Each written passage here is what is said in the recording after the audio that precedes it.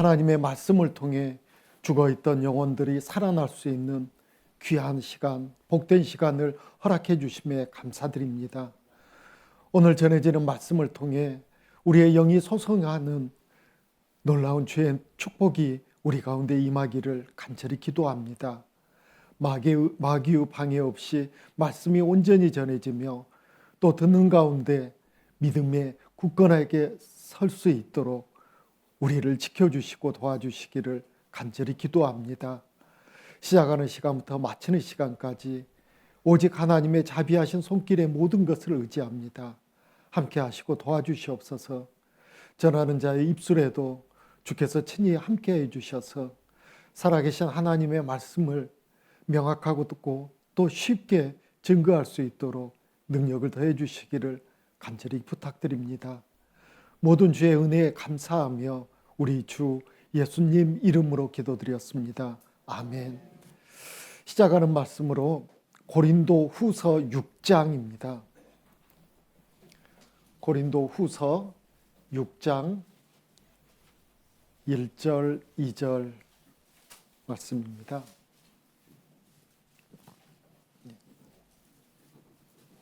신약 성경 291페이지쯤에 있는 고린도 후서 6장 1절, 2절을 1절을 제가 먼저 읽겠습니다. 우리가 하나님과 함께 일하는 자로서 너희를 권하노니 하나님의 은혜를 헛되이 받지 말라. 2절은 같이 읽겠습니다. 가라사대 내가 은혜 베풀 때 너를 듣고 구원의 날에 너를 도왔다 하셨으니 보라 지금은 은혜 받을 만한 때요 보라 지금은 구원의 날이로다. 예. 오늘 전해드릴 말씀은 많은 사람들이 복음이라 이렇게 일컫는 말씀이 줍니다. 주로 전해드릴 건데요. 복음은 가장 기쁜 소식입니다. 왜 기쁜 소식이 될까? 이제 쭉 들어보시면 아실 겁니다.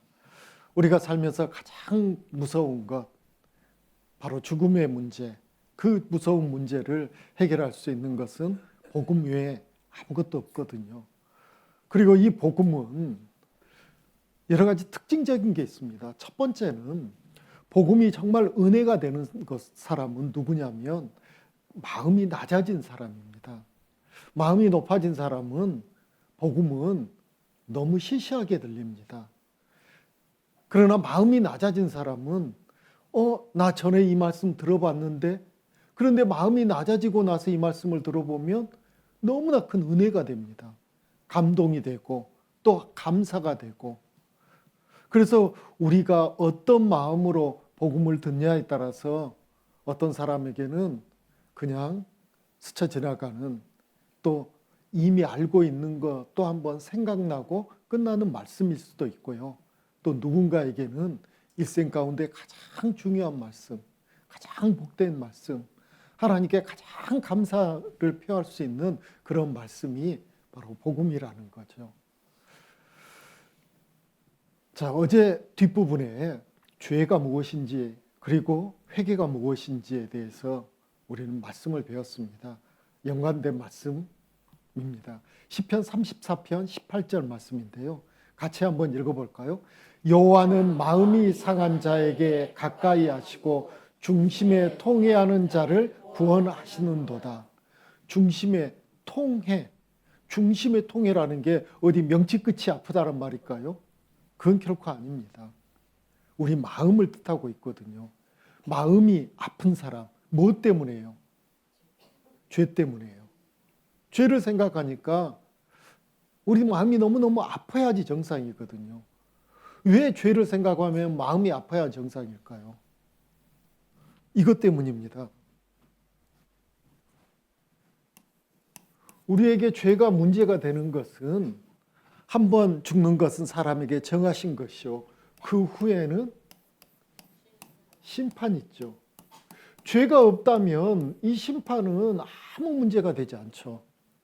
근데 죄가 있으면 심판대가 두렵게 되고 심판대가 무섭게 되는 이유가 심판 뒤에는 벌이 있거든요.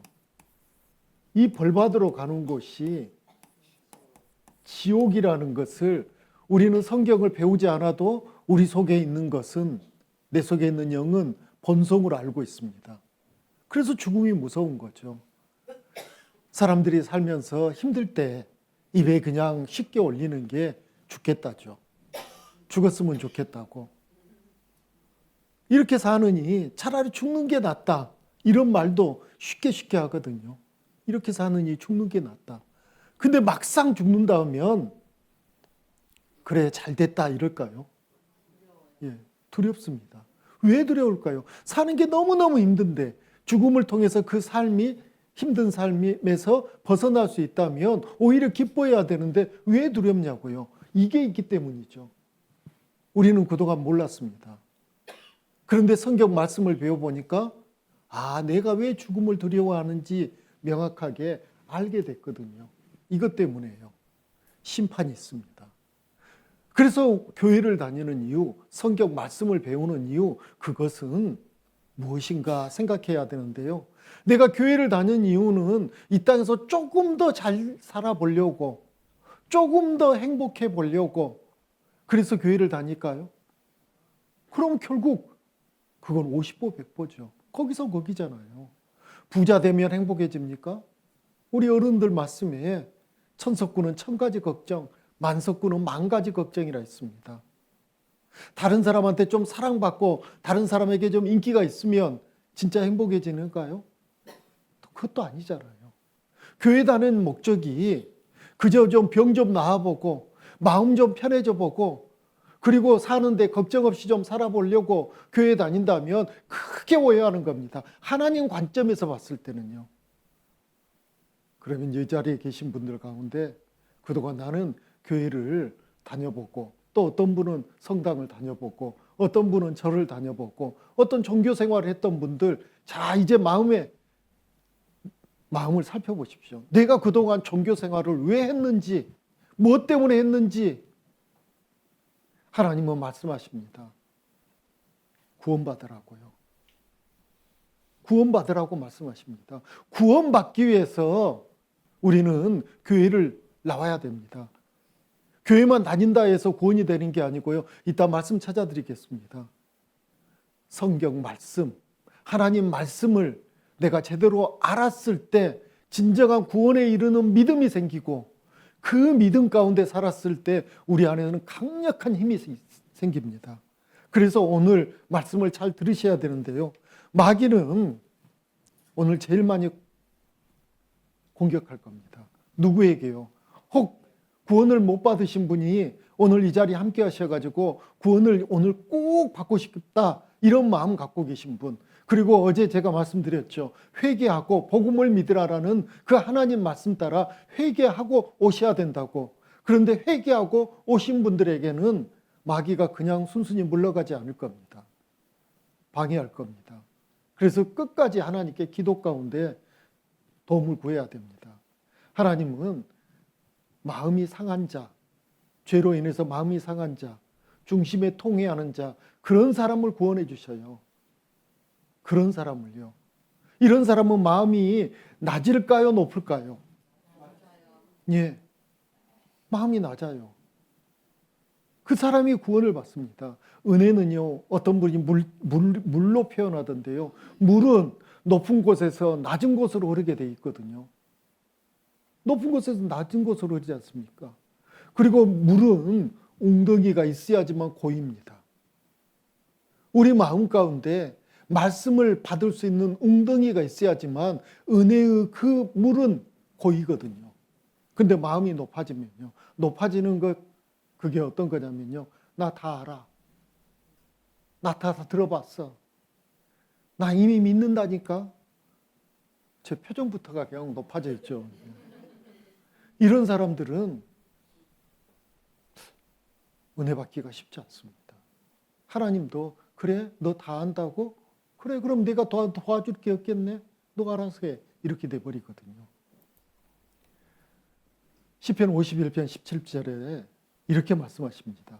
하나님의 구하시는 제사는 상한 심령이라. 제사에서 제일 중요한 것은 재물이거든요. 하나님이 우리에게 받고 싶어 하시는 게 있는데요. 뭘 받고 싶어 하십니까? 상한 심령. 조금 내가 그동안 생각했던 것과 다르죠. 하나님은 내게 받고 싶어 하는 게 지금부터 제가 착하게 살겠습니다. 내 선행을, 내 열심을, 그리고 내가 헌금도 하겠습니다 하는 재물을 받고 싶어 하실 것 같은데요. 아니라는 거예요. 하나님께서 우리에게 받고 싶어 하는 것은 상한 심령을 받고 싶어 하시거든요. 하나님이여 상하고 통회하는 마음을 주께서 멸시치 아니하시리이다. 멸망시키지 않는다 하셨습니다. 그래서 다윗이 죄를 짓고 하나님 앞에 통회하면서요 이렇게 고백했습니다. 내가 죄악 중에 출생하였으며 모친이 죄 중에 나를 잉태하였나이다. 내 어머니가 어떤 부정한 짓을 해서 나를 임신한 게 아니고요. 그런 뜻이 아니고요. 자기의 죄의 시작을 찾아보니까 나는 어머니 뱃속에서 조직될 때부터 나는 죄인이었습니다. 그런 죄인이 상황이 되고 환경이 되니까 죄를 지었습니다. 저 좀 불쌍히 여겨주십시오. 이런 마음인 거죠. 이런 마음.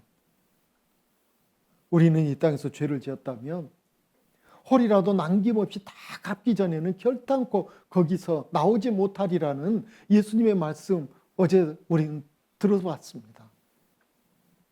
이 땅에서 내가 죄를 있다면 그 죄 다 갚기 전에는 지옥에서 나올 수 없거든요. 그 죄를 갚을 수 있는 내게 그런 힘이 있느냐라는 거예요. 힘이 없으면 이제 우리는 무엇을 어떻게 해야 될까요? 하나님의 은혜를 구해야 되거든요.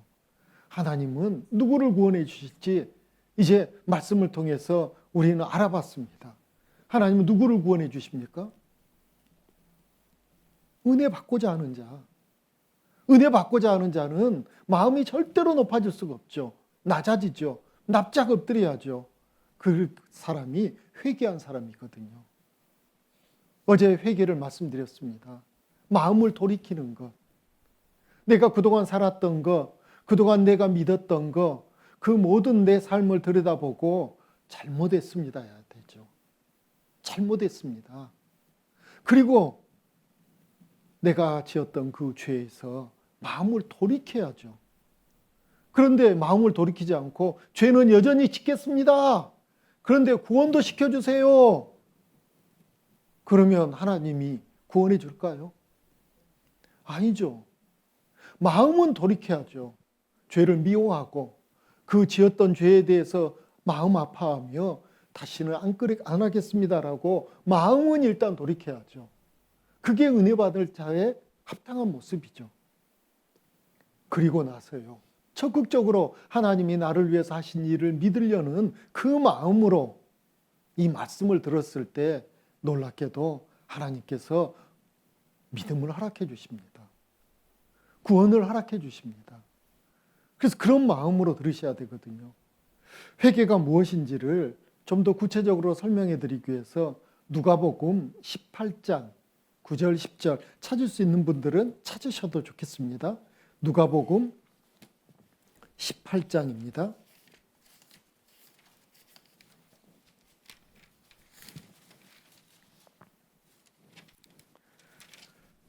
9절 10절을 먼저 제가 읽도록 하겠습니다. 또 자기를 의롭다고 믿고 다른 사람을 멸시하는 자들에게 이 비유로 말씀하시되 두 사람이 기도하러 성전에 올라가니 하나는 바리새인이요 하나는 세리라. 예수님이 곁에 많은 사람들이 말씀을 들으러 이렇게 모였는데요. 회개하는 사람이 이제 구원의 은혜를 받기 때문에 어떤 모습으로 어떻게 말씀을 들어야 되는지를 명확하게 알려주기 위해서 성전에서 기도하러 온 사람들 중에 딱 두 사람을 거명하면서 비교해 주는 거죠. 그리고 너희는 어떤 마음으로 이 말씀을 들어야 되겠느냐라는 것을 우리에게 알려주시기 위해서 예를 들어주셨거든요. 바리새인하고 세리 이 두 사람이 기도하고 있습니다. 근데 바리새인은 어떤 사람이냐면요. 당시 훌륭한 종교 지도자들입니다. 어렸을 적부터 하나님 말씀으로 글을 배우고 말을 배우고 그 배운 말씀대로 살아가려고 아주 충실히 살았던 사람들. 그리고 그 민족 지도자의 역할을 하고, 그래서 정말 훌륭한 사람이라고 칭했던 그 바리새인, 그가 기도했던 모습, 이렇게 기도했다고 11절 12절에 말씀하고 있습니다. 바리새인은 서서 따로 기도하여 가로되 하나님이여 나는 다른 사람들 곧 토색, 불의, 간음하는 자들과 같지 아니하고 이 세리와도 같지 아니함을 감사하나이다. 나는 일에 2번씩 금식하고 또 소득의 11조를 드리나이다 하고, 바리새인 거짓으로 이렇게 기도하지는 않았을 겁니다. 그의 삶을 보십시오. 잘못된 게 뭐가 있습니까? 악한 게 뭐가 있습니까? 아무것도 없습니다. 우리가 닮고 싶죠. 이렇게 종교 생활을 한다면 많은 사람들이 아이고 존경합니다. 저도 그렇게 하고 싶습니다. 살고 싶습니다. 그렇게 말할 겁니다. 그런데요, 이 세리는 오늘날로 하면 세리 공무원쯤 될까요? 당시 이스라엘은 로마의 식민지 살이하고 있었는데요. 로마 편에 돼가지고 같은 동족에게 엄청난 세금을 걷어서 일부는 로마에 바치고 나머지는 착복하는 겁니다. 그래서 부자죠, 대부분. 돈이 많습니다. 그런데 그 민족에게는 따돌림 받거든요. 못됐잖아요. 공개적인 죄인입니다. 그런데 이 세리는 뭐라고 기도하는지 여기 13절에 나와 있습니다. 세리는 멀리 서서 감히 눈을 들어 하늘을 우러러 보지도 못하고 다만 가슴을 치며 가로되, 그 다음은 같이 읽겠습니다. 하나님이여 불쌍히 여기옵소서 나는 죄인이로소이다 하였느니라. 세리, 착한 일, 자랑할 만한 거 한마디라도 했습니까? 근데 세리라 해서 지금까지 살면서 착한 일 한 번도 안 했을까요? 뭔가 할 수 있겠죠. 뭐 지나가다가 거지가 있길래 동전 몇 입이라도 던져준 적이 있을 겁니다. 그런데 세리는 그런 거 없습니다. 딱 한마디 합니다. 뭐라고 했습니까? 불쌍히 여겨달라고요. 불쌍히 여겨달라고. 나는 죄인지로소이다. 불쌍히 여겨달라고요. 우리가 이 마음을 가져야 됩니다. 왜요? 예수님께서 바리새인 의롭다 하지 않고요, 오히려 세리를 의롭다 했거든요. 왜 세리를 의롭다 했을까요? 세리가 하는 그 못된 짓을 예수님이 눈 감아 준단 말일까요? 아닙니다. 아닙니다. 예수님이 세리를 의롭다 한 이유가 여기 있습니다. 14절입니다. 내가 너희에게 이르노니 이 사람이 저보다 의롭다 하심을 받고 집에 내려갔느니라. 무릇 자기를 높이는 자는 낮아지고 자기를 낮추는 자는 높아지리라 하시니라 했습니다. 바리새인은 자기를 높였습니다.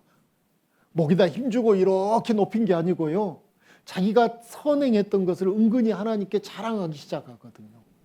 제가 이런 선행도 했습니다. 저것도 했습니다. 근데 바리새인과 달리 세리는 나 좀 불쌍히 여겨달라는 그 말만 하거든요. 우리가 이제 은혜를 받기 위해서, 구원을 받기 위해서 내 마음 가운데 무엇을 눌러야 되냐면요, 나의 선함이요. 저 교회 몇 년 다녔습니다. 제가 기도를 얼마나 열심히 한 줄 아십니까? 제가 헌금 생활도 했습니다. 교회에서는 저를 집사라 불러줍니다. 그런 게 무슨 의미가 있습니까? 그런 게 무슨 의미가 있는가요? 이제 우리는 세리처럼 돼야 됩니다. 불쌍히 좀 여겨주십시오. 저 불쌍한 사람입니다. 불쌍히 여겨주십시오. 아니, 불쌍히 여겨주는데 무슨 조건이 필요합니까? 그래서 우리가 이 시간 우리를 낮춰서 저 좀 불쌍히 여겨주십시오라고 하나님께 기도하는 게 정말 필요합니다. 하나님은 다 아시거든요. 얼만큼 아시냐면요, 우리를 얼만큼 아시는지 시편 139편 1절로 4절 제가 읽어드리겠습니다. 여호와여 주께서 나를 감찰하시고 아셨나이다. 주께서 나의 앉고 일어섬을 아시며 멀리서도 나의 생각을 통촉하시오며 나의 길과 눕는 것을 감찰하시며 나의 모든 행위를 익히 하시오니 여호와여 내 혀의 말을 알지 못하시는 것이 하나도 없으시니이다. 하나님은 나를 감찰하셨어요. 쓱 보는 게 아니고요, 자세히 보고 계셨거든요. 언제부터요?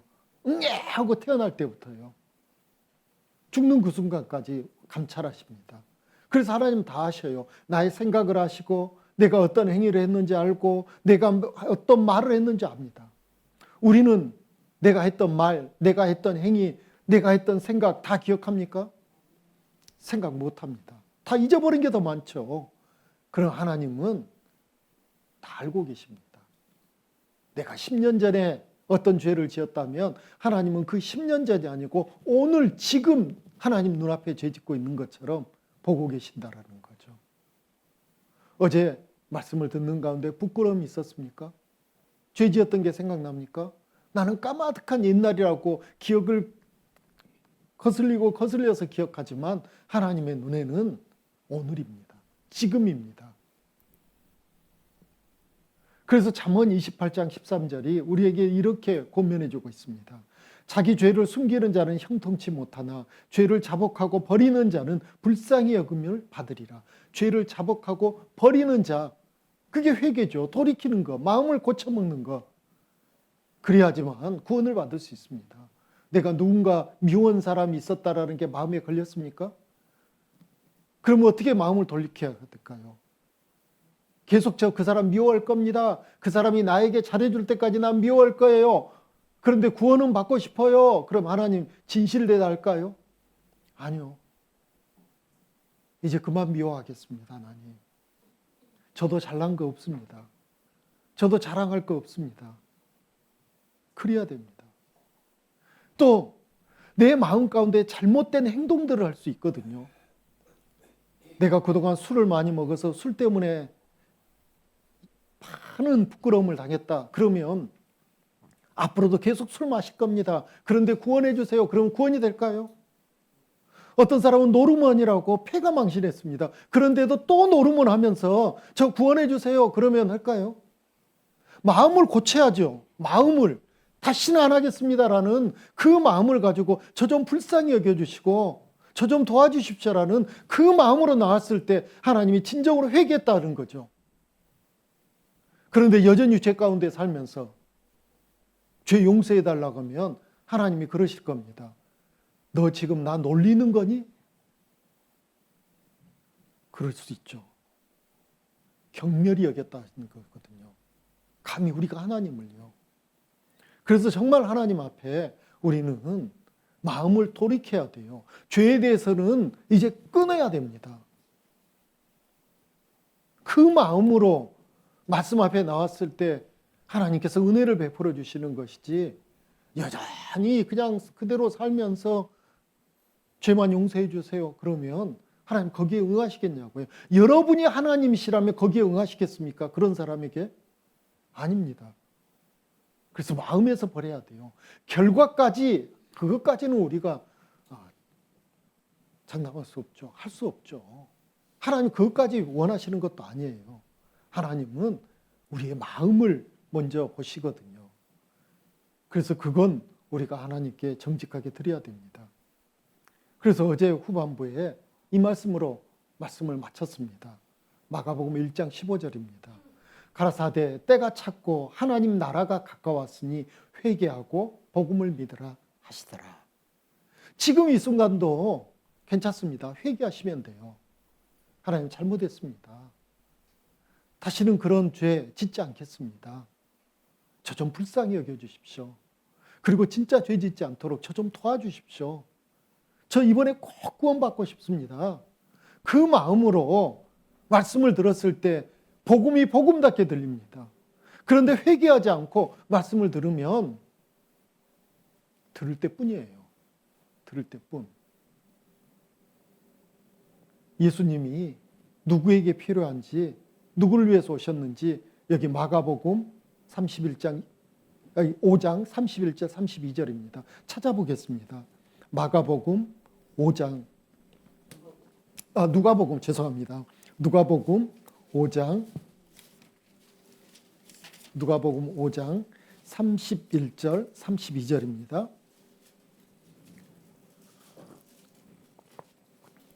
누가복음 5장 31절 32절. 예. 제가 31절을 먼저 읽겠습니다. 예수께서 대답하여 가라사대 건강한 자에게는 의원이 쓸데없고 병든 자에게라야 쓸데있나니 32절은 같이 읽겠습니다. 내가 의인을 부르러 온 것이 아니요 죄인을 불러 회개시키러 왔노라. 예수님이 이 땅에 오신 것은 누구를 위해 오셨다고요? 의인이요? 죄인. 죄인이라는 개념이 죄가 많은 사람이 죄인입니까? 죄가 큰 죄 지은 사람이 죄인입니까? 죄만 있으면 죄인입니까? 그러죠. 예수님이 이 땅에 오신 이유는 죄인을 위해서 오셨거든요. 의인을 위해서 오신 게 아닙니다. 죄인을 불러서 회개시키려고 예수님이 이 땅에 오셨다라는 거죠. 그럼 자, 이 자리에 계신 분들, 본인은 죄인입니까? 의인입니까? 그러면 우리에게 예수님이 필요합니까? 필요 없습니까? 예, 예수님이 그런 여러분들을 위해서 이 땅에 오셨다라고 말씀하십니다. 그래서 오늘 이제 말씀을 쭉 들어보시면 예수님이 왜 나를 위해서 오셨는지 이제 구체적으로 아시게 될 겁니다. 자, 오늘 전해드릴 말씀의 핵심은 구원에 관련된 말씀입니다. 그래서 구원이 뭘까요? 를 먼저 한번 우리 각자 생각해 봐야 되거든요. 여기 화면에 큰일 난 사람을 보여드립니다. 이 사람 큰일 났죠. 어떻게 해요? 물에 빠졌습니다. 겨우 숨쉬고 있는데요. 이제 들어갔습니다. 이 사람 이제 어떻게 될까요? 죽을 수밖에 없습니다. 큰일 났죠. 이 사람이 살 수 있는 방법은 딱 한 가지밖에 없습니다. 구조대가 가서 건져주기 전에는 이 사람 살 수가 없거든요. 구원이 뭐냐? 내 힘으로 내가 나올 수 있으면 구원받았다. 이 말 못하죠. 필요가 없죠. 내 힘으로는 할 수 없는데 구원받았다는 것은 이 사람처럼요. 구조대가 와가지고 건져줬을 때 구원이거든요. 우린 죄의 늪에 빠졌습니다. 죄 때문에 우린 지옥 갈 수밖에 없는 그런 상황이거든요. 그런데 내 힘으로 나올 수 있느냐라는 거예요. 없잖아요. 누군가 건져줘야 되잖아요. 그래서 건짐받았다, 구원받았다 같은 의미가 되는 거죠. 구원은 무엇에서부터 건짐을 받아야 되냐면 사실은 죄로부터. 그래서 죄로부터 건짐받았다 이걸 더 구체적으로 표현하면 죄 용서죠. 죄 용서. 아까 여기 심판에 대해서 당연히 죄가 있으니까 벌을 받아야 되는 게 정상이에요. 그런데 심판대에서 죄를 용서받으면 벌 받을 일이 있겠습니까? 없겠습니까? 없어요. 벌 받을 일 없으니까 지옥 갈 일이 있을까요? 없을까요? 없어요.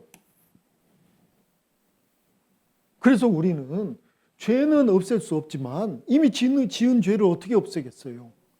지옥 안 가고 벌 안 받을 유일한 방법은 뭡니까? 용서. 근데 이 용서를 내가 내 죄 용서하면 의미가 있을까요? 누가 내 죄를 용서해 줘야 될까요? 하나님이요. 그런데 가끔씩 이런 분이 계셔요. 내가 잘못한 누군가에게 몇 배로 더 잘해줬거든요.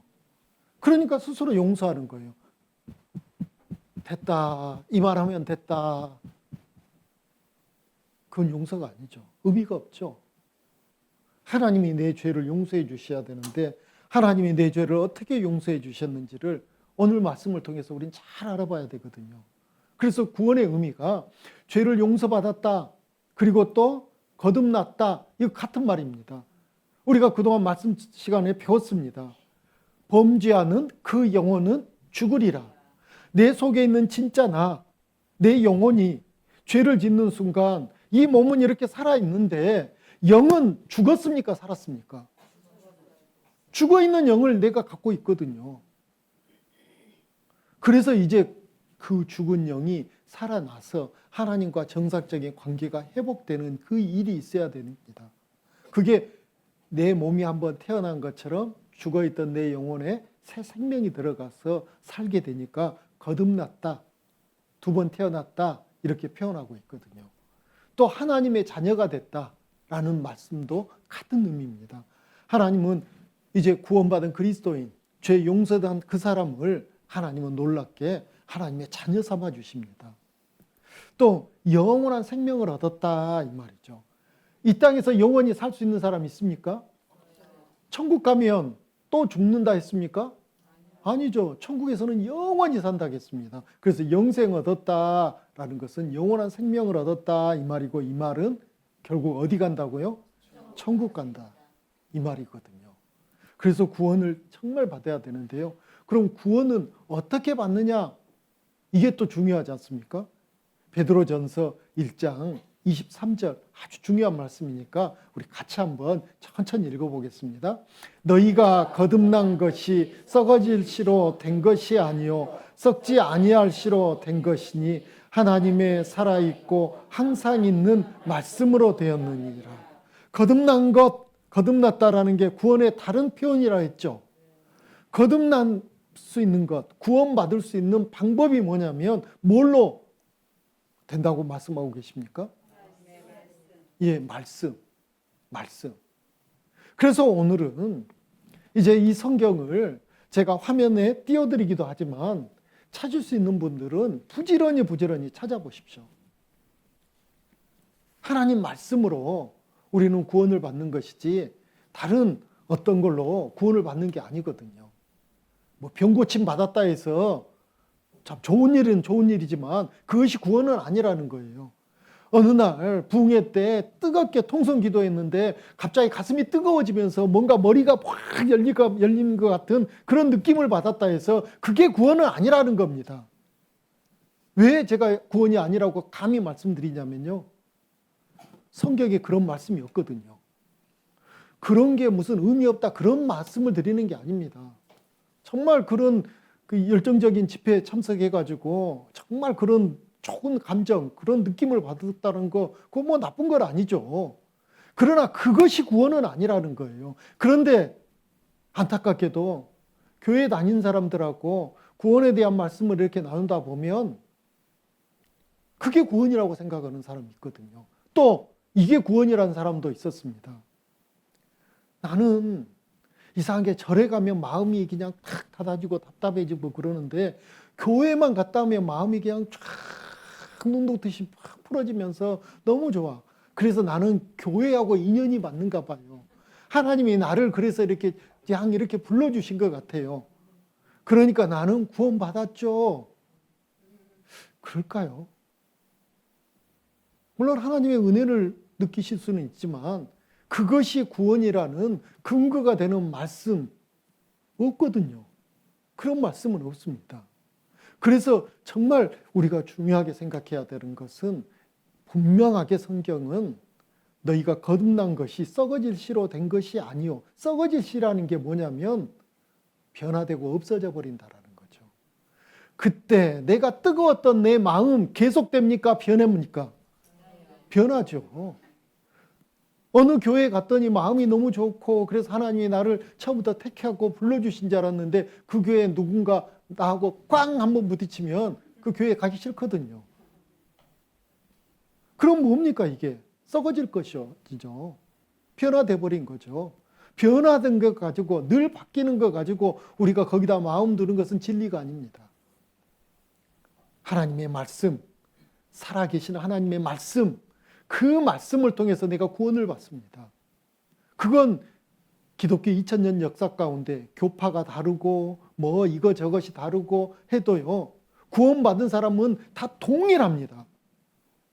나는 이 말씀을 통해서 구원을 받았습니다. 라는 게 있어요. 그래서 오늘 말씀을 들어보시면 복음, 이게 복음이구나. 이거 믿는 것이네. 라고 스스로 깨닫게 되실 겁니다. 하나님이 도와주시거든요. 그래서 말씀을 정말 잘 들어보셔야 됩니다. 구원은 죄를 용서받고 죽어있던 내 영혼이 다시 살아나고 나를 그 전에는 하나님이 죄인으로 보셨는데 이제 하나님의 자녀로 삼아주시고 그래서 하나님의 자녀가 천국 가는 그 놀라운 역사가 말씀을 통해서 이루어지기 때문에 우린 오늘 말씀을 잘 들어보셔야 돼요. 졸면 될까요? 안 될까요? 안 되죠. 졸면 죽죠. 그래서 정말 졸음이 오면 저 뒤에 서서라도 말씀을 들으셔요. 자, 이제 구원받을 수 있는 말씀을 전해드리겠습니다. 천국 갈 길을 알려드리겠습니다. 천국 가는 길은 두 길이 있습니다. 몇 개의 길이 있다고요? 두 개의 길이 있습니다. 첫 번째 길을 소개해드리겠습니다. 율법을 지켜서 천국 가는 겁니다. 율법을 지켜서요. 그 길이 있거든요. 그 율법이 어떤 것인지 마태복음 5장 17절 18절에 예수님께서 하신 말씀이거든요. 내가 율법이나 선지자나 폐하러 온 줄로 생각지 말라. 폐하러 온 것이 아니요 온전케 하려 함이로다. 진실로 너희에게 이르노니 천지가 없어지기 전에는 율법의 1.1핵이라도 반드시 없어지지 아니하고 다 이루리라 하겠습니다. 율법이 나쁜 거냐? 아니요. 율법 나쁜 거 아닙니다. 로마서 7장 12절에 사도 바울도 이렇게 우리에게 알려주고 있습니다. 이로 보건대 율법도 거룩하며 계명도 거룩하며 의로우며 선하도다. 거룩하고 의롭고 선한 게 율법입니다. 그 율법 지켜서 천국 갈 길이 있습니다. 그래서 율법을 지켜서 천국 갈 수 있으니까 한번 지켜서 천국 간다고 생각하고 율법을 더 살펴볼까요? 예, 한번 살펴보죠. 그 대표적인 율법이 바로 십계명입니다. 구약 성경에는 40가지로 기록했다라고 하는데 아주 많은 율법 계명이 있거든요. 하라, 하지 말라 하는 것들이. 그런데 이 많은 것들을 모세 선지자를 통해서 하나님이 딱 10개로 모아주셨어요. 그게 10계명인데 1계명부터 4계명까지는 하나님과 사람 사이에 지켜야 될 계명이고요. 5계명부터 10계명은 사람끼리 지켜야 될 계명이 있거든요. 제1계명이 다른 신을 섬기지 말라, 우상을 숭배하지 말라, 하나님의 이름을 함부로 부르지 말라, 안식일을 거룩히 지키라. 이건데요. 이 4계명을 예수님께서 하나로 또 모아주셨습니다. 그게 뭐냐면요. 하나님을 그 무엇보다도 사랑하라는 거죠. 하나님을 그 무엇보다도 사랑하라는 겁니다. 그런데 여러분, 하나님보다 더 사랑하는 거 지금까지 살면서 있었습니까? 없었습니까? 있었을 겁니다. 자식이라면 끔찍해가지고 하나님보다 자식이 더 앞선 사람도 있을 것이고, 주일날 하나님 말씀 듣는 것보다도 주일날 돈 버는 게 더 앞서가지고 돈이 하나님보다 더 앞서는 사람도 있을 것이고, 하나님보다 더 앞서는 게 있다면 이 계명 지킨 겁니까? 못 지킨 겁니까? 예. 안식일은 금요일날 해질녘부터 토요일날 해질녘까지입니다. 그때는 자기를 위해서는 일해서는 안 되거든요. 그런데 우리는 금요일날 해질녘부터 토요일날 해질녘까지 자기를 위해서 뭔가 했습니까? 안 했습니까? 그럼 다 어겼죠. 다 어겼습니다. 그럼 사람끼리 지키는 계명을 우리가 지켰을까요? 첫 번째가 여기 5계명에 내 부모를 공경하랍니다. 부모님 공경하셨습니까? 예. 여기 짧은 그 말씀을 보면요. 출애굽기 20장 12절에 내 부모를 공경하라 라고 말씀하셨는데요. 공경하지 않는 자에게는 이런 벌이 있답니다. 잠언 30장 17절에 아비를 조롱하며 어미 순종하기를 싫어하는 자의 눈은 골짜기의 까마귀에게 쪼이고 독수리 새끼에게 먹히리라. 골짜기의 까마귀에게 쪼인대요. 이 말은 무슨 말일까요? 독수리 새끼에게 먹힌다면 무슨 말일까요? 죽었는데 그 시체도 누가 걷어줄 사람이 없다라는 거죠. 얼마나 비참합니까? 누가요? 아비를 조롱하고 어미 순종하기를 싫어하는 자. 그 사람이 누굴까 생각하니까 저더라고요. 마태복음 15장 4절에 하나님이 이르셨을 때 내 부모를 공경하라 하시고 또 아비나 어미를 회방하는 자는 반드시 죽이리라. 반드시 죽으리라 했거든요. 영상 하나 보겠습니다.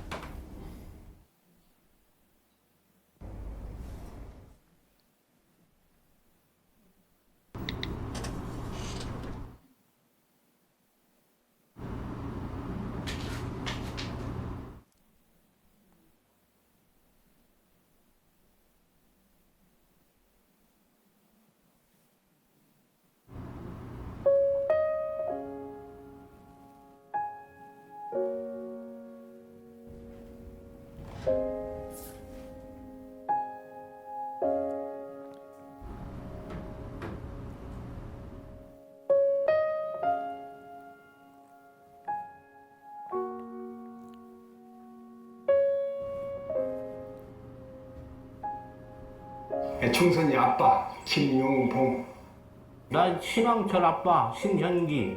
이영근입니다. 큰아들이. 저 영우 아버지 되는 사람입니다. 조유섭 아빠, 진영이 아빠. 성함은 김성복. 생각나지요. 그 아들 딸 만나다가 아들 가졌는데 요번에도 딸이 못할까 했는데 네 엄마 아빠 동생한테 신경 써주고 고맙고 부모로서 이렇게 뭔가를 충분하게 해줘야 되는데 그런 것도 못 해주고 그래서 참 마음이 아픕니다.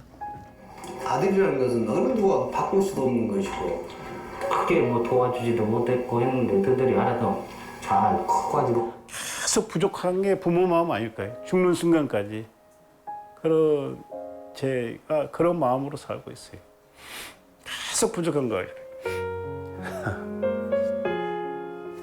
너무 엄하게 했던 게 그게 좀 미안하다. 미안해요.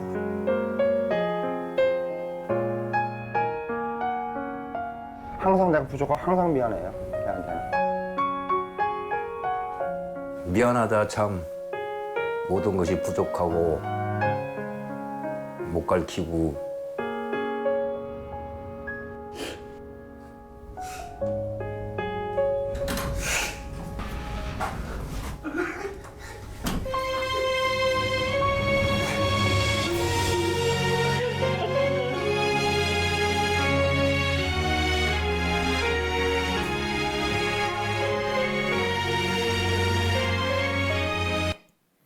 예, 부모를 공경하라 했는데요. 참 그 부모 마음을 우리는 잘 몰랐던 것 같아요. 어렸을 때는 참 원망했고 불평했고, 그런데 나중에 부모가 되면 조금씩 이해하거든요. 그때 부모님께 내가 했던 모진 말들, 이런 것들은 주워 담을 수도 없는데 사실 하나님 다 보고 계셨거든요. 부모를 공경하라. 그 계명 우리는 과연 얼마나 지켰을까요? 지키지 못했습니다. 그 뒤에 있는 말씀도 어제 우리는 다 배웠습니다. 살인하지 말라. 사람을 죽여야지만 살인이 아니고요. 하나님의 법에는 노하는 거, 화낸 거, 욕한 거, 미련한 놈이라는 거, 그게 다 지옥 갈 죄라는 것을 우리는 알게 되었습니다. 요한일서 3장 15절 말씀도 기억나시죠? 그 형제를 미워하는 자마다 살인하는 자니 살인하는 자마다 영생이 그 속에 거하지 아니하는 것을 너희가 아는 바라라고 말씀했습니다. 우린 다 살인자입니다. 또 간음하지 말라. 이것도 어제 배웠습니다. 여자를 보고 음욕을 품는 자마다 마음에 이미 간음하였느니라. 남자를 보고 음욕을 품는 자마다 마음에 이미 간음하였느니라. 예, 이러죠. 또 도둑질하지 말라. 거짓 증거하지 말라. 우린 거짓 증거, 즉 거짓말 안 했을까요? 혹시 이 자리에 거짓말 나는 한 번도 안 해본 분 있다면 손 한번 들어보십시오. 예, 그렇죠. 근데 이 성경 보니까요. 성경 제일 마지막 성경이 요한계시록인데요. 요한계시록은 22장으로 끝납니다. 21장은 천국에 대한 많은 말씀을 하시는데요. 그 가운데 그 좋은 천국을 이야기하시면서 8절에 이렇게 말씀하시거든요.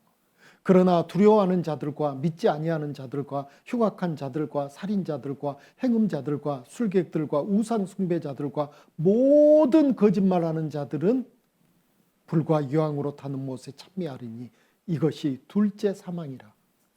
불과 유황으로 타는 못이 어딜까요? 지옥. 지옥과는 8가지 죄를 말씀하시는데요. 마지막이 뭐냐면 모든 거짓말하는 자들이에요. 모든 거짓말하는 자들. 세상에는 하얀 거짓말, 선한 거짓말 이런 게 있대요. 그건 죄라고 아니래요. 하나님 앞에 가보십시오. 그것도 죄입니다. 모든 거짓말하는 자들은 지옥 간다라는 명확한 말씀이 있는데 도대체 우리는 거짓말을 몇 번이나 했을까요? 몇 번이나 해요? 셀 수가 없죠. 셀 수가 없습니다. 탐내지 말라라는 게 마지막 계명인데요. 우리 욕심 얼마나 많은가요? 에이, 저는 뭐 욕심 없습니다. 집이 조그마한 집에 살고 있는데요. 이 집으로도 만족하고 있고요. 타고 다니는 차도 10몇 년 됐는데요. 그걸로 만족하고 있고요. 요 옷도 10년이 넘는 옷 지금도 입고 있는데요. 이걸로 만족하고 있고요. 저 욕심 없습니다. 진짜 욕심 없을까요? 먹는 거 보면 압니다. 그만 먹어야지 하면서도 손은 이미 들고 있어요. 그리고 끄악끄악거립니다. 소화제 찾고 있고요. 그게 왜 그럴까요? 욕심이거든요. 몸은 이제 그만 먹어라 됐다 하는데도 계속 먹어요. 우린 정말 욕심이 많거든요. 자식을 낳습니다. 어렸을 때는 자식 보면서 그저 좋아요. 그러면서 소원이 있다면 건강하게만 자라다오. 얘가 진짜 건강하게 자라고 있어요. 그러면 그 만족한가요? 이왕이면 공부 좀 잘해라. 그래서 얘가 좀 공부를 잘했어요. 반에서 1, 2등 해요. 그럼 만족한가요? 전교에서 1등 해야지. 예. 끝이 없어요. 그러면서 우리 스스로는 나는 큰 욕심 없어요라고요. 양심이 있어서 욕심 없어요가 아니고요. 큰 욕심은 없대요. 그럼 작은 욕심은요. 그 작은 욕심이 보이면요. 그게 큰 욕심이에요. 그게 큰 욕심. 탐심, 죄를 짓거든요. 욕심이 장성하면 죄를 낳게 되거든요. 그래서 우리는 하나님 앞에 이 율법 너무나 선하고 좋은 것이죠. 이게 나쁜 거 어디가 있습니까? 다 좋은 것인데 문제는 지킬 수가 없어요. 하나님은 지키지 못한 게 죄인데 마음으로, 생각으로, 말로 행동하는 이 모든 것을 다 보고 계시잖아요. 근데 행동이 어디서 나오냐? 마음에서 나오거든요. 생각에서 나오고요. 하나님은 우리를 다 보시는 거죠.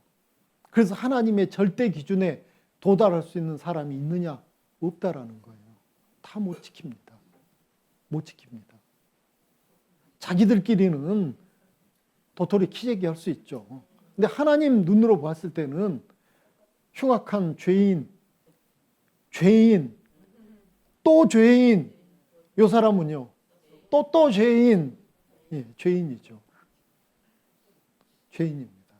하나님 눈에는요. 다 미달이라는 거죠. 야고보서 2장 10절에 이런 말씀이 있습니다. 같이 한번 읽어볼까요? 누구든지 온 율법을 지키다가 그 하나에 거치면 모두 범한 자가 되나니. 그 하나에 거치면 이 말이 무슨 말이냐면 하나라도 지키지 못하면 이거든요. 모두 범한 자하고 똑같다라는 거죠. 그걸 설명하기 위해서 누가 이렇게 그림을 그렸습니다. 10개의 고리가 10계명입니다. 다 연결되어 있을 때는 지켰다라는 겁니다. 그런데 하나가 뚝 끊어졌어요. 못 지켰어요. 그러면 이 사람 어떻게 될까요? 떨어져요. 몇 개가 끊어져야지 이 사람 떨어질까요? 한 개라도죠. 한 개라도. 이걸 갈라디아서 3장 10절에 이렇게 설명하고 있습니다. 무릇 율법 행위에 속한 자들은 저주 아래에 있나니, 이 말이 무슨 말인지부터 설명하겠습니다. 율법 행위에 속한 자라는 것은 지켜서 천국 가려는 사람, 제대로 복음을 깨닫지 못하는 목사들이 이렇게 설명하는 것도 실제로 저도 들었습니다. 천국 가려면 십계명 지켜야지 됩니다. 지켜서 갑시다. 성경을 보십시오.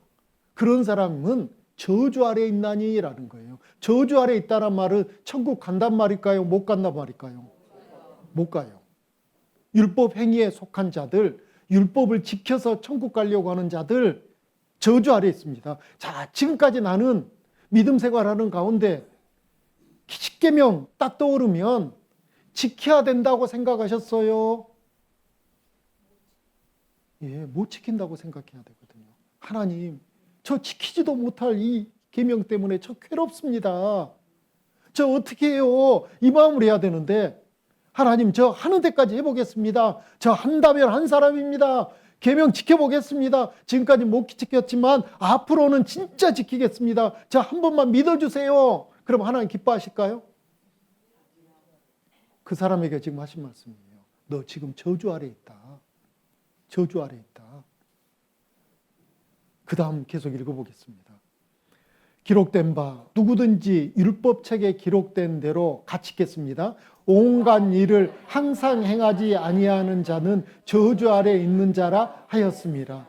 온갖 일을 항상, 모든 율법을 다 지켜야지만 돼요. 못 지키면요, 저주 아래 있거든요. 갑자기 더 답답해지시죠? 지금까지 나는 십계명 지켜서 천국 간 줄 알고 있었는데, 그렇게 알고 있었는데 성경을 보니까 이게 뭐야? 지켜서 못 간다네. 그런데 왜 지금까지 많은 말씀 가운데 내가 들을 때는 지키라 지키라 지키라 하셨지? 또 성경에 보니까 지키라라는 말씀도 있거든요.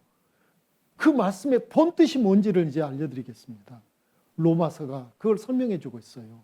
로마서 3장 19절 20절에 우리가 지키지도 못할 그 율법을 하나님이 왜 주셨냐? 두 가지 이유 때문에 주셨어요. 두 가지 이유. 첫 번째 이유가 19절입니다. 우리가 알거니와 무릇 율법이 말하는 바는 율법 아래에 있는 자들에게 말하는 것이니, 율법 아래에 있는 사람들이 누구냐면 방금 말씀드린 것처럼 율법 지켜서 천국 가려고 하는 자들, 그 사람들에게 지금 하시는 말씀이에요. 뭐라고 하시냐면 이는 모든 입을 막고 온 세상으로 하나님의 심판 아래 있게 하려 합니다. 우리가 죽어서 하나님 만나러 가면 첫 번째는 구원받지 못한 사람들이 가는 심판대가 있어요. 그게 요한계시록에 나와 있는 백보자 심판대라는 곳이거든요. 거기 가면 하나님이 우리를 심판하실 때 그냥 심판하지 않으셔요. 법대로 심판하시는데, 나의 형량이 결정되는 법이 뭐냐면 바로 이 성경 66권이라는 거예요. 그 66권 가운데 있는 많은 계명들, 너 지켰냐 못 지켰냐를, 이 계명을 가지고 우리를 따지면 우리는 어떻게 될까요? 거기서 변명할 수 있을까요?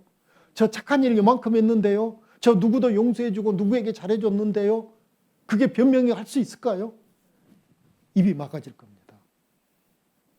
그때 쓴다라는 거죠. 율법과 계명이.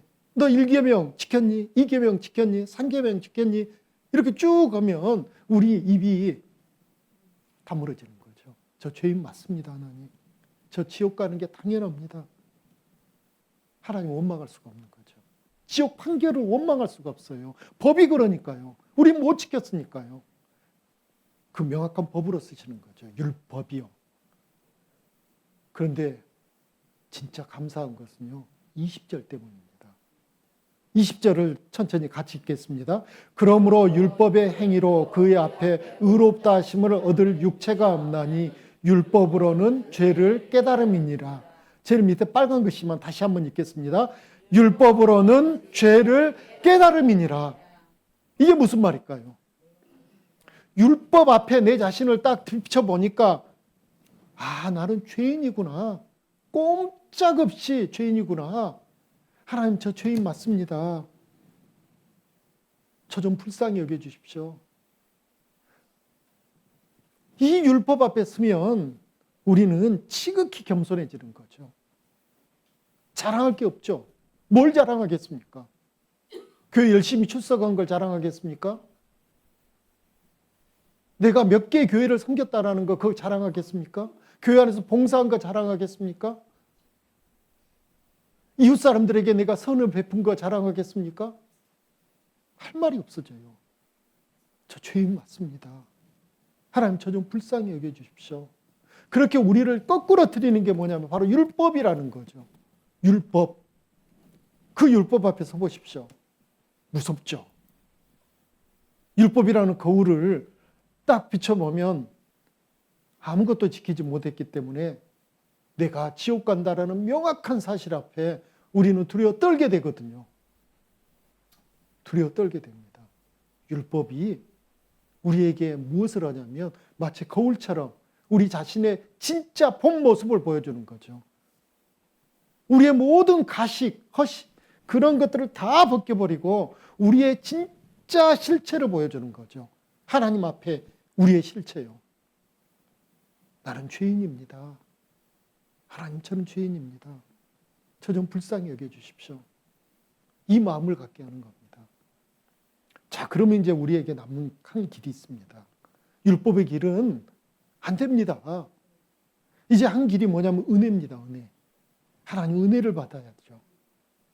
그런데 이 은혜도 아무렇게나 그냥 주시는 게 아니고요. 법이 있습니다. 이 법을 이해해야 되거든요. 로마서 6장 23절 이 말씀을 같이 읽겠습니다. 죄의 삭은 사망이요 내 은사는 우리 주 안에 있는 영생이니라. 여기 보십시오. 죄의 삭은 사망입니다. 삭시란 말을 요즘 우리가 쓰는 말로 하면 값이거든요. 죄는 값을 요구해요. 그게 뭐냐면 사망이에요. 제가 나이 들어서 늙었어요. 병들었어요. 저 죽어요. 왜요? 죄 때문이에요. 죄 때문에. 그래서 적어도요, 저 어르신들한테 정말 죄송한 말씀인데요. 나 이렇게 늙었어, 허리가 구부러졌어, 이 말은 나 지은 죄가 정말 많소, 이 말이거든요. 죄가 없다면 안 늙어야 돼요. 죄가 없다면 죽지도 않아요. 근데 사람이 살면서 점점점 죄가 내 산처럼 쌓이거든요. 우리 인생이 그러지 않습니까? 우리 인생이요.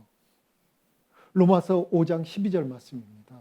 이러므로 한 사람으로 말미암아 죄가 세상에 들어오고 누가 딱 떠오르시죠?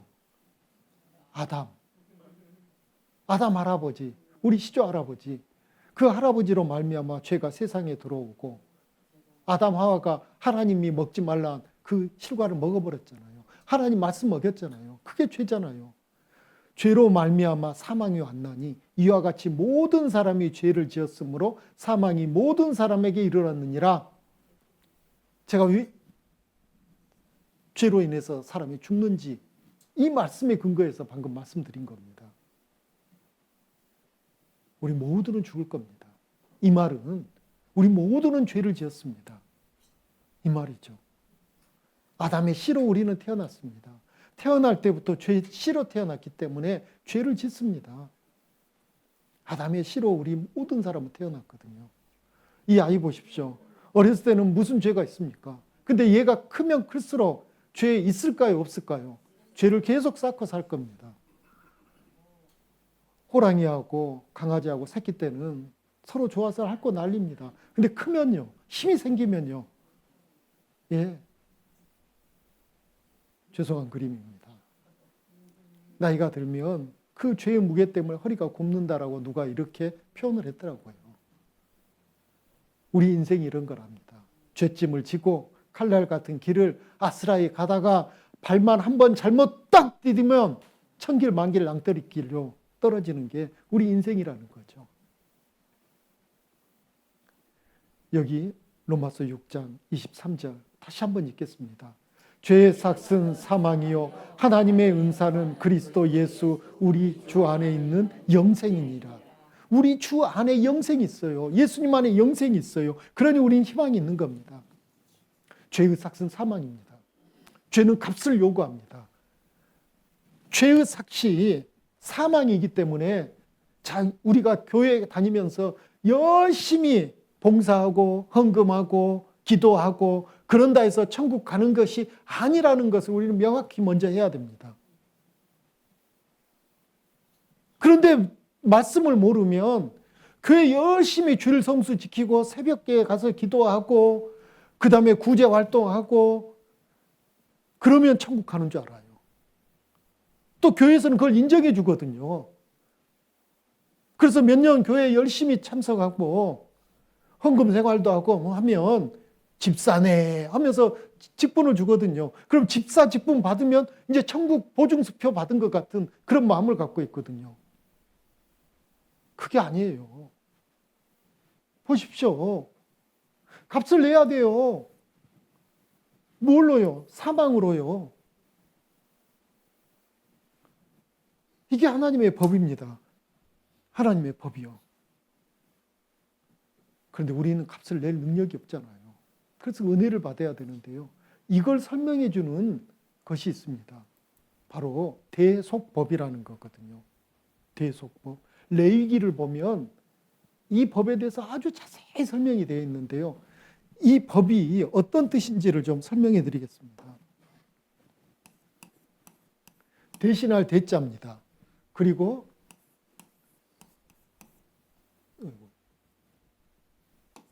오랜만에 한자를 쓰니까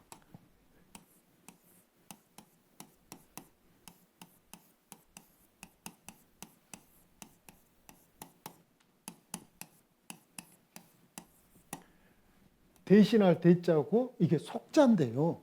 속자가 두 글자가 합해졌어요. 요게 조개패자거든요.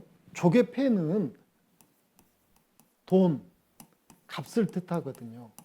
그리고 이게 팔매자입니다. 그러니까 이게 무슨 뜻이냐면요. 이 속자라는 게 예전에 종이 양민이 되기 위해서는 노예가 해방되기 위해서는 반드시 몸값이 지불돼야 돼요. 값이 지불돼야지만 이제 종에서 해방이 되는 거예요. 그 법적인 단어거든요. 우리는 죄 때문에 꼼짝없이 지옥 끌려갈 그런 사람이었습니다. 그럼 거기서 해방이 되려면 반드시 값이 지불돼야 돼요. 그런데 그 값을 내가 낼 형편이 안 되면 누군가 대신 내줘도 하나님은 그것을 인정해 주겠다라는 법이에요. 우리가 어디 식당에 가서 밥을 먹을 때도 꼭 내가 돈 내야지만 밥 먹는 거 아니잖아요. 누가 대신 내주면 나는 돈 낼 필요가 있어요, 없어요? 없어요. 대신 내줬으니까 당당하게 먹잖아요. 반찬 떨어지면 불러가지고 반찬 더 주라고도 하잖아요. 그와 같이 나 대신 값을 지불해 주면 우리가 그 죄의 속박에서 벗어날 수 있는 길을 열어준 법이 대속법이에요. 이걸 사람들이 딱 듣고 야, 이해했습니다가 안 되거든요. 그러니까 하나님이 이스라엘이라는 민족에게 수천 년 동안 이제 이 법의 원리를 설명해 주시는 제사를 드리도록 하거든요. 그래서 그 제사를 보면 그런 원리로 내 죄도 용서되겠구나 이걸 이해할 수 있는 거죠. 그래서 그 법이 어떤 것인지 이제 제가 또 설명해 드리겠습니다. 레위기 17장 11절에요. 육체의 생명은 피에 있음이라 내가 이 피를 너희에게 주어 단에 뿌려 너희 생명을 위하여 속하게 하였나니 생명이 피에 있으므로 피가 죄를 속하느니라. 피가 나와요. 피는 생명이에요. 사람이 몸속에 피가 빠져나가 버리면 살까요? 죽을까요? 죽어요.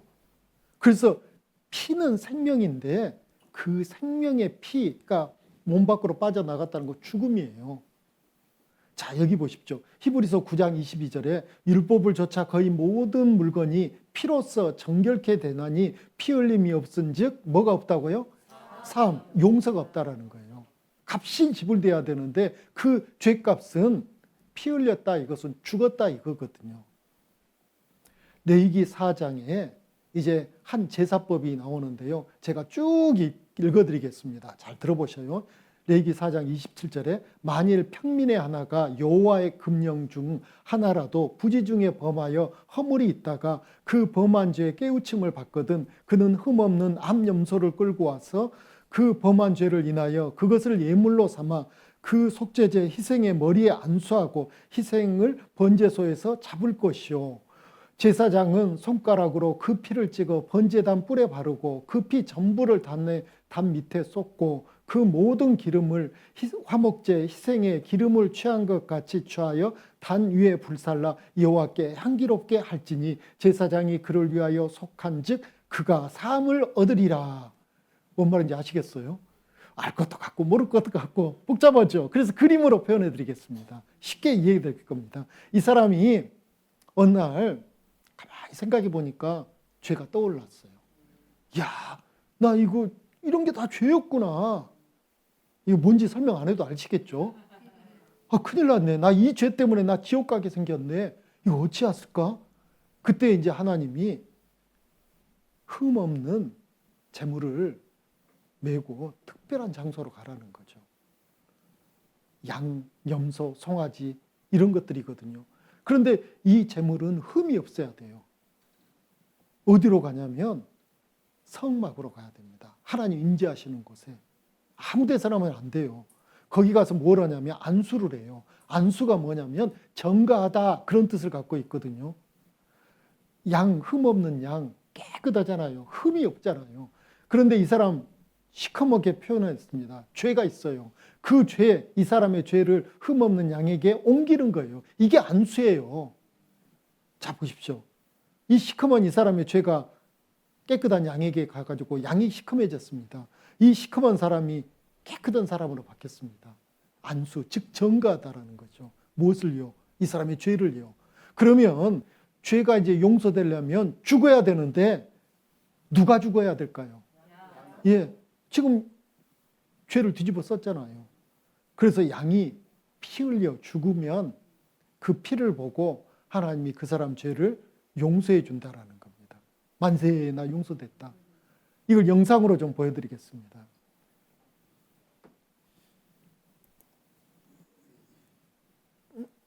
왜 안 나온다냐?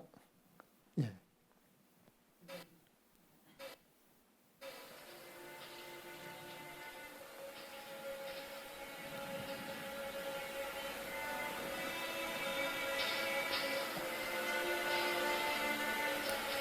검사하는 겁니다. 흠이 있는지 없는지.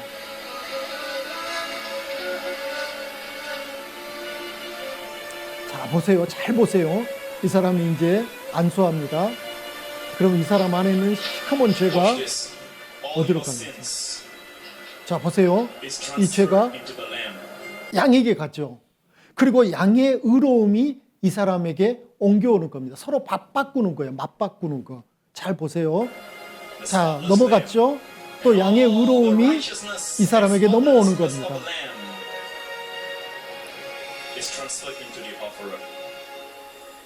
그러면 누가 죽어야 될까요? 예.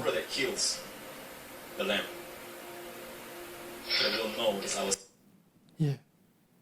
이게 대속법이란 제사예요. 이해되셨어요? 우리 죄가 용서되는 원리가 바로 이 원리로 죄가 용서되거든요. 사람 대신 이 양이 피 흘려 죽는 거죠. 그게 바로 이 말씀이거든요.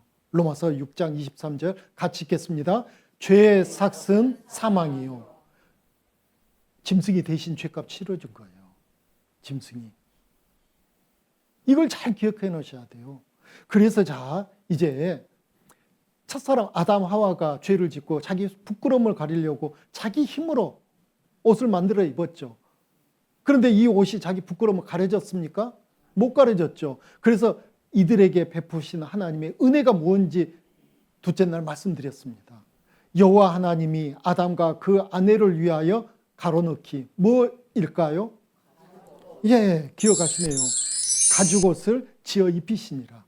죄는 아담과 하와가 지었는데 죽기는 무엇이 죽었습니까? 짐승이. 가죽옷을 만들려면 짐승이 죽어야 되잖아요. 이게 방금 설명해드린 대속법이 여기에도 적용이 되는 거죠. 여기만 적용이 될까요?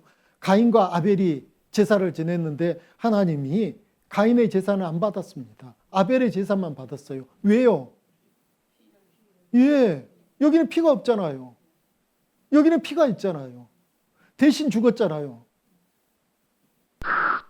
이겁니다. 그래서 하나님 받으신 거죠. 이스라엘 사람들이 출애굽할 때 장자 죽는 재앙에서 벗어날 수 있는 것은 그 전날 양이 대신 죽은 거죠. 그리고 그 피를 볼 때 넘어간다고 했죠. 그때도 피입니다. 죽음. 계속해서 성경은 일관되게 죄가 어떻게 용서되는지에 대해서 일관되게 말씀하셔요. 복음은 안 합니다. 다른 복음은 없어요. 다른 복음은 없습니다. 자, 그런데요. 이제 짐승이 죽어서 죄를 용서되는 것은 뭔가 문제가 있어요. 그 그림자예요. 실체가 아니에요. 왜냐하면 등가 원칙에 어긋나거든요. 짐승이 죽어서 용서받았던 그 일들이 성경에 기록된 것은 원리, 내 죄가 어떤 원리로 용서되는지를 설명해 주고 계시는 거예요. 그 짐승의 피가 무엇을 뜻하냐 생각해 보라는 거죠. 근데 이건 문제가 있어요. 가치에 문제가 있죠. 사람하고 짐승하고 어떤 게 더 가치가 있습니까? 근데 하차자는 짐승이 죽었다고 해서 그 가치 있는 사람의 죄 똑같이 보는 것은, 값을 똑같이 보는 것은 등가의 원칙에 맞지 않잖아요. 문제가 있습니다. 그걸 히브리서 10장 4절에 이는 황소와 염소의 피가 짐승의 제물의 죽음, 이것이 능히 죄를 없이 하지 못함이라 라고 했거든요. 원리만 우리에게 알려준 거죠. 완전한 게 아닙니다. 그럼에도 대속법을 주시는 것은 그림자라는 거죠. 율법은 짐승 죽여서 죄 용서받는 그런 법은 장차 오는 좋은 일의 그림자요 참 형상이 아니므로 해마다 늘 드린 바 같은 제사로는 나오는 자들을 언제든지 온전케 할 수 없느니라라고 했어요. 온전케 할 수 없다. 진짜를 주시겠다는 약속이거든요. 그럼 진짜 제물은 뭐가 돼야 되냐면 짐승이어야 될까요? 사람이어야 될까요? 사람이어야 돼요. 완전한 제물은 첫째는 사람이어야 됩니다. 또 두 번째는 나를 위한 완전한 제물은 나를 사랑하는 분이어야죠. 왜냐하면 나를 위해서 내 죄를 없애주려면 나 대신 죽어줄 사람이 필요하잖아요. 그럼 여러분께 묻겠습니다. 여러분을 위해서 여러분 죄 때문에 여러분 대신 죽어줄 나를 사랑하는 사람이 누가 있을까요? 여러분 자식 있잖아요. 여러분 남편, 아내 없어요? 그러면 반대로 제가 묻겠습니다. 그럼 여러분은 누구를 위해서 대신 죽어줄 수 있나요? 누구를 위해서 대신 죽어줄 수 있습니까? 자식을 위해서요? 그럴 수 있습니다. 그런데 우리는 자격이 안 돼요. 왜냐하면 사형수가 다른 사형수를 위해서 대신 죽어줄 수 있을까요? 나는 내 죄 때문에 죽을 사람인데 누굴 대신 죽어줄 수 있겠습니까? 안 되는 거예요. 그러면 진짜는 죄가 없는 나를 사랑하는 사람, 그 사람이 누굴까요? 나를 사랑하시는 죄 없는 분, 그분이 나 대신 죽어주시면 되는데 그분이 바로 누군지를 성경은 자세히 알려주고 있거든요. 그는 근본 하나님의 본체이시나 하나님과 동등됨을 취할 것으로 여기지 아니하시고 오히려 자기를 비워 종의 형체를 가져 사람들과 같이 되었고, 이제 누군지 점점 알게 되죠. 예수님. 사람의 모양으로 왔지만 사람이 아니죠. 하나님이시죠. 하나님이 사람처럼 오신 분, 딱 한 번. 이사야서 7장 14절에 그러므로 주께서 친히 징조로 너희에게 주실 것이라. 보라, 처녀가 잉태하여 아들을 낳을 것이요 그 이름을 임마누엘이라 하리라. 임마누엘, 하나님이 우리와 함께 계시다라는 뜻을 갖고 있어요. 처녀가 낳은 그 아들, 기묘자, 모사, 전능하신 하나님, 영존하신 아버지, 평강의 왕이라고 불려지는 그분이 누굽니까? 예수님. 그분은 성령으로 잉태되었거든요. 아담의 씨로 태어난 게 아닙니다. 그래서 처녀에게 오신 거죠. 남자와 상관없이.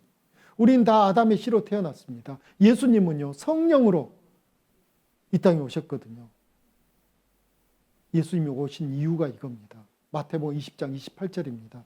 인자가 온 것은 섬김을 받으려 함이 아니라 도리어 섬기려 하고 자기 목숨을 많은 사람의 뭘로요? 그래서 예수님을 어린 양이라고 하는 거예요. 대신 죽어줄 그 어린 양. 요한일서 3장 5절입니다.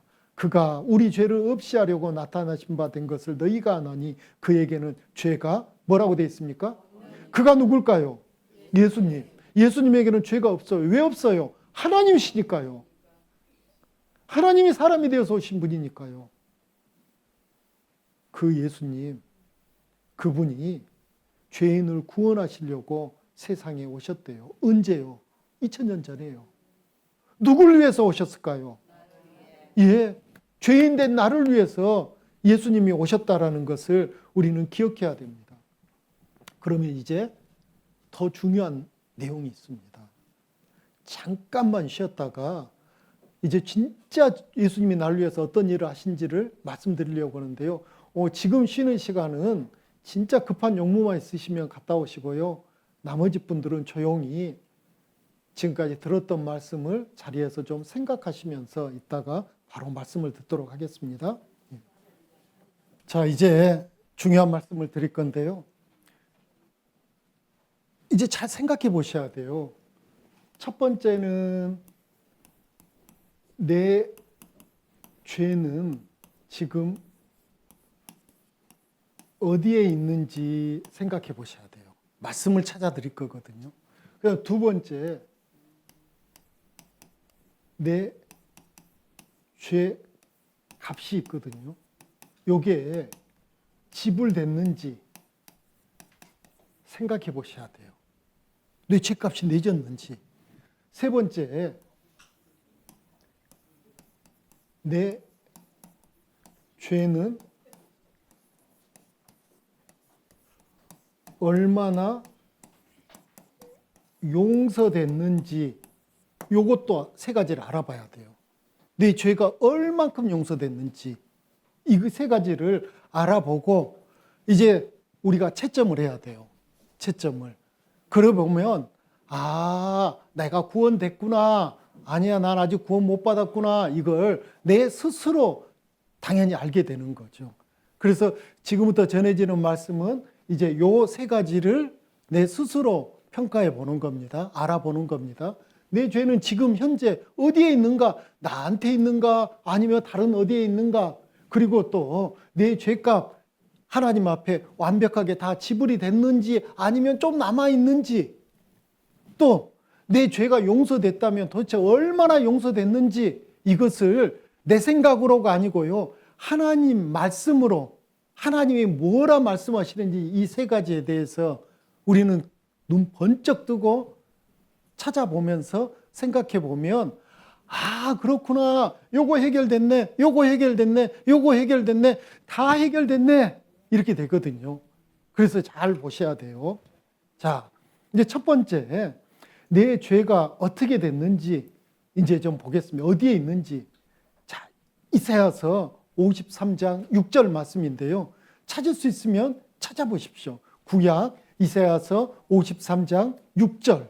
중요한 말씀입니다.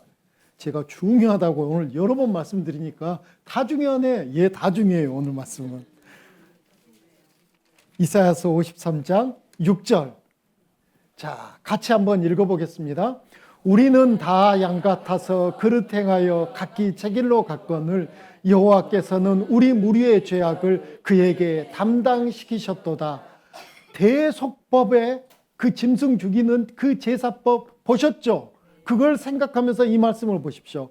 여호와께서는 우리 무리의 죄악, 우리 무리의 죄악이 누구의 죄일까요? 나의 죄를 그에게, 그는 누굴까요? 예수님에게 담당시켰다는 거예요. 내 죄를 누구에게요? 내 죄를 가지고 그대로 하나님 앞에 가면 나는 심판받아 꼼짝없이 지옥 가니까 하나님께서 우리 무리의 죄악, 내 죄악을 그에게, 예수님에게 담당시켰다, 옮기셨다, 전가했다, 안수했다, 다 기억나시죠? 예. 이걸 세례 요한은 이렇게 표현했어요. 요한복음 1장 29절에 이튿날 요한이 예수께서 자기에게 나오심을 보고 가로되 보라! 예수님을 보라는 거예요. 세상 죄를 지고 가는 하나님의 어린 양이로다. 예수님이 지금 죄짐을 지고 가시는데요. 세상 죄라겠어요. 이 세상에서 짓는 모든 죄. 그러니까 저와 여러분의 죄가 이 속에 들어갈까요? 안 들어갈까요? 예. 세상 죄. 이 세상 죄 속에 여러분 한 사람 한 사람 죄가 들어가요? 안 들어가요? 들어가요. 내 죄가. 이거 정말 기억하셔야 되거든요. 예수님께 옮긴 이 죄, 내 죄라는 거죠. 그러면 이제 벌을 내가 받아야 됩니까? 예수님이 받아야 됩니까? 예, 예수님이 받아요. 그래서 바로 앞에 있는 5절입니다.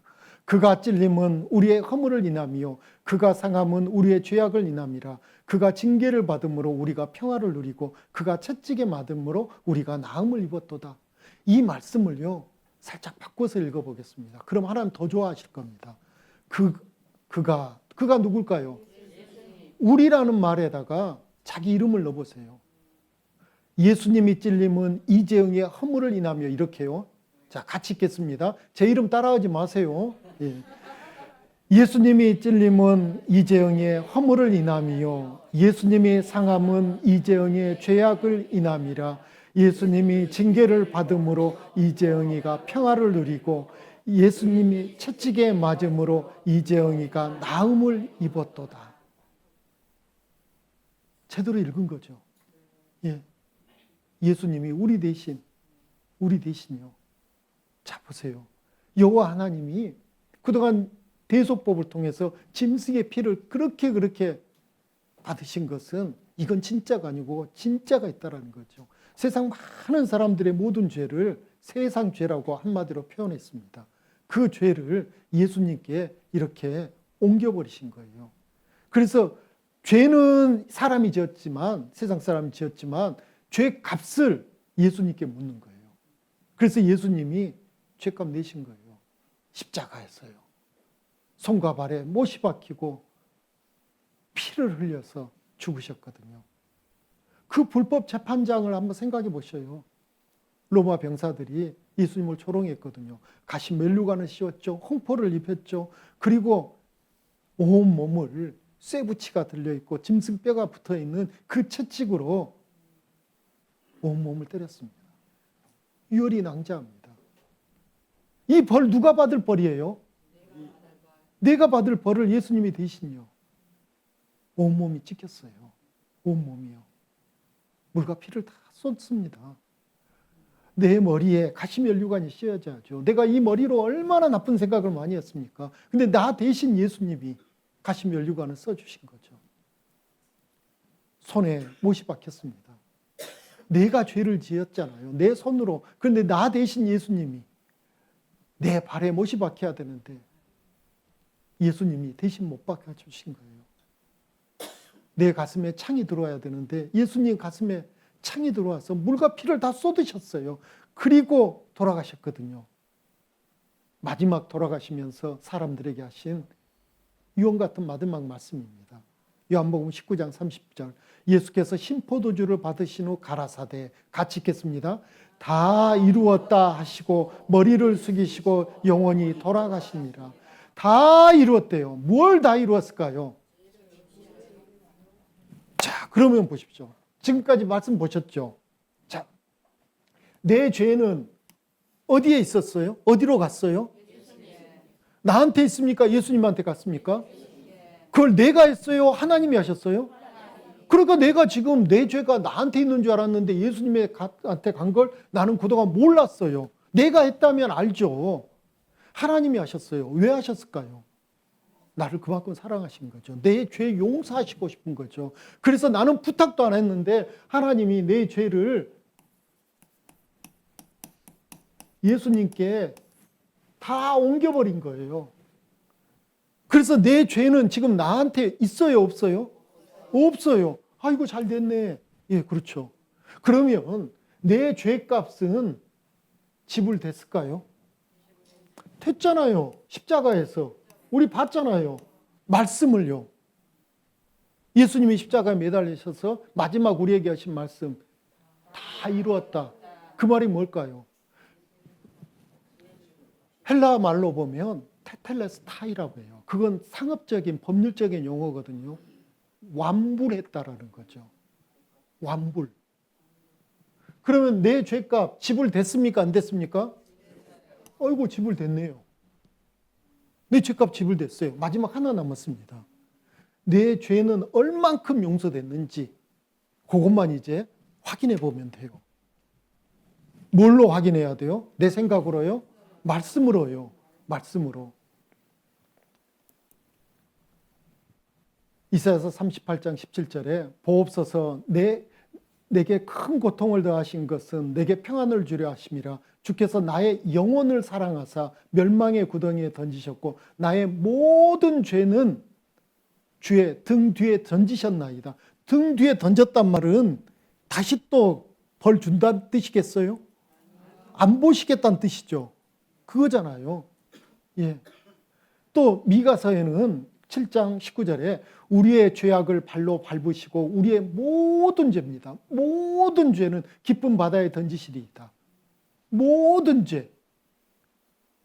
히브리서 1장 3절에 이는 하나님의 영광의 광채시오 그 본체의 형상이시라. 그의 능력의 말씀으로 만물을 붙드시며 죄를 정결케 하는 일을 하시고 높은 곳에 계신 위엄의 우편에 앉으셨느니라. 앉으셨단 말은 일 끝냈다는 말이거든요. 무슨 일이요? 내 죄 용서하는 일. 어떤 죄요? 내 모든 죄를 용서하는 일.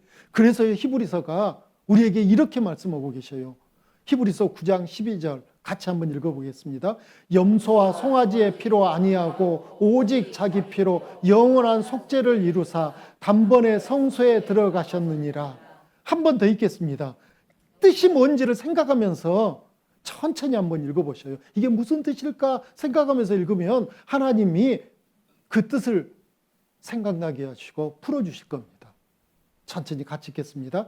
염소와 송아지의 피로 아니하고 오직 자기 피로 영원한 속죄를 이루사 단번에 성소에 들어가셨느니라. 자, 영원한 속죄를, 영원히 죄를 용서해 주셨는데요. 내 죄는 얼만큼 용서됐는가 이거 생각하면요. 영원하다는 것은 시작도 끝도 없는 거죠. 우린 태어난 날이 있어요. 쭉 살아서 오늘 2025년 1월 오늘 며칠입니까? 18일. 이때까지 내가 지은 죄 있을까요? 없을까요? 예. 그리고 우리는 얼마 동안 또 살겠죠. 그러다 언젠간 죽겠죠. 언제 죽을지는 우리는 알아요? 몰라요? 몰라요. 그런데 이때도 또 죄 지을까요? 안 지을까요? 안 지으면 좋겠죠. 근데 또 지을 수 있죠. 그러면 영원한 속죄라는 것은 지금까지 내가 살면서 지은 요 죄 용서됐단 말일까요? 안 됐단 말일까요? 그러면 앞으로 살면서 지을 요 죄도 용서됐단 말일까요? 안 됐단 말일까요? 용서됐단 말이에요. 어떤 사람은 요거까지만 믿어요. 원죄. 그로 인해서 지금까지 내가 살면서 지은 죄 그것은 용서됐다고 믿어라. 근데 앞으로 지을 죄는 왜 기도해야지, 네가 뭘 해야지, 그래야지 용서해 주지. 그냥 맨입으로 용서된 거야. 너 염치가 있어야지 그럴 수가 있냐. 그렇게 가르치는데 그건 성경 말씀하고 안 맞는 거예요. 하나님은 다 용서해 주셨거든요. 자, 이런 관점으로 보세요. 예수님이 십자가에 죽으셨을 때 나는 이 세상에 있었습니까? 없었습니까? 예수님이 십자가에 죽을 때 나는 2000년 뒤에 태어날 먼 미래의 사람이었거든요. 그런데 예수님이 십자가에 죽으실 때 내가 지금까지 살면서 지은 죄 하나님이 옮겨왔을까요? 안 옮겨왔을까요? 그래서 그 죄 때문에 죽으셨을까요? 안 죽으셨을까요? 그러면 앞으로 지을 죄 그때도 예수님 십자가에 죽으실 때 개념으로 보면 똑같은 미래의 죄거든요. 그렇잖아요. 하나님은 내가 언제 태어나서 언제 죽을지 아시고 어떤 죄 질지 이미 내가 태어나기도 전에 다 아시는 거예요. 그래서 그걸 예수님께 미리 옮겨주신 거예요. 그래서 예수님이 2000년 전에 죽으실 때 우리의 죄값은 세상에서도 값을 지불할 때 선불이 있고 후불이 있잖아요. 예, 선불로 지불해 주신 거예요. 난 태어나지도 않았는데, 내 죄가 세상에 없었는데 그 죄값을 하나님은 예수님이 죽을 때 선불로 받으신 거라고요. 버스카드 사면 선불이잖아요. 예. 버스 타기도 전에 돈부터 내잖아요. 그러니까 탈 때 돈 따로 안 내잖아요. 그와 똑같아요. 하나님이 영원한 속죄를 이뤘대요. 영원하다라는 게 내가 태어나서 지금까지 지은 죄뿐만 아니고 앞으로 지을 죄까지도 다 용서됐어요? 안 됐어요? 됐어요. 그걸 믿으셔야 돼요. 근데 엉터리들은 지금까지 지은 죄는 용서된 거 확실히 믿습니다. 앞으로는요. 그러니까요. 걱정입니다. 이건 안 믿는 거죠. 예. 계속되는 히브리서 말씀을 보셔요. 히브리서 10장으로 넘어오면요. 자, 보세요. 히브리서 10장 10절에 이 뜻을 조차 예수 그리스도의 몸을 단번에 들이심으로 말미암아 우리가 거룩함을 얻을 것이다? 아니죠. 얻었노라. 이미 얻어버렸어요. 죄 용서 받아버렸어요. 예수님 한 번 죽으심으로. 히브리서 10장 12절에는 오직 그리스도는 죄를 위하여 한 영원한 제사를 드리시고 하나님 우편에 앉으사 영원한 제사 드려버렸어요. 14절입니다. 같이 읽겠습니다. 저가 한 제물로 거룩하게 된 자들을 영원히 온전케 하셨느니라. 영원히 온전케 하셨대요. 앞으로 내가 지을 죄 나는 알아요? 몰라요? 근데 그 죄값 하나님이 예수님을 통해서 받으셨어요? 안 받으셨어요? 받았어요. 그러니 내가 또 제사 지낼 게 있을까요? 용서해야 할 게 있을까요? 그 말씀이셔요. 18절이 이것을 사하셨은즉 다시 죄를 위하여 제사 드릴 것이 뭐라고요? 없느니라. 없느니라 믿는 자에게는. 히브리서 10장 19절 20절입니다. 그러므로 형제들아 우리가 예수의 피를 힘입어 성소에 들어갈 담력을 얻었나니 그 길은 우리를 위하여 휘장 가운데로 열어놓으신 새롭고 산 길이요 휘장은 곧 저의 육체라. 예수님 육체, 그 예수님 몸이 피 흘려 죽으심으로 말미암아 그 피값으로 우리 죄가 다 용서됐단 말입니까? 안 됐단 말입니까? 자, 그러면 이제 세 번째. 내 죄는 얼만큼 용서됐어요? 영원히. 모든 죄가 다 용서됐어요. 모든 죄가.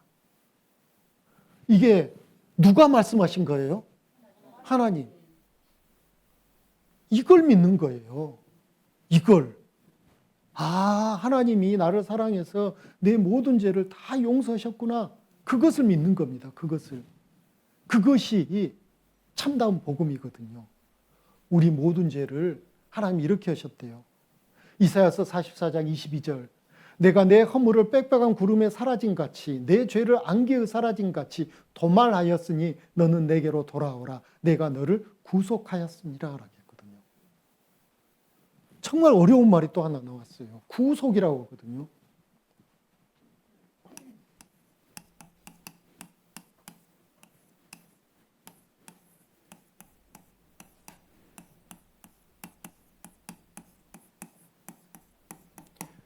하나님은 아주 쉬운 말도 쓰셨지만 진짜 어려운 말도 또 이렇게 쓰셔서 그 뜻을 더 깊이 알라고 하시는 것 같아요. 구원할 구거든요. 구원은 어떻게 되냐면 값을 지불해서 우리를 구원해 주셨다라는 거죠. 그래서 구속했다라는 어려운 말을 쓰신 겁니다. 도말했대요. 도말이란 말은 덮어버렸다라는 것이죠. 도배했다, 도포했다 이런 뜻을 갖고 있거든요. 자, 보세요. 빽빽한 구름이 탁 사라지면 아무것도 안 보였던 게 수가 다 보이잖아요. 내 죄를 안개의 사라짐 같이 싹 처리했다라는 거죠.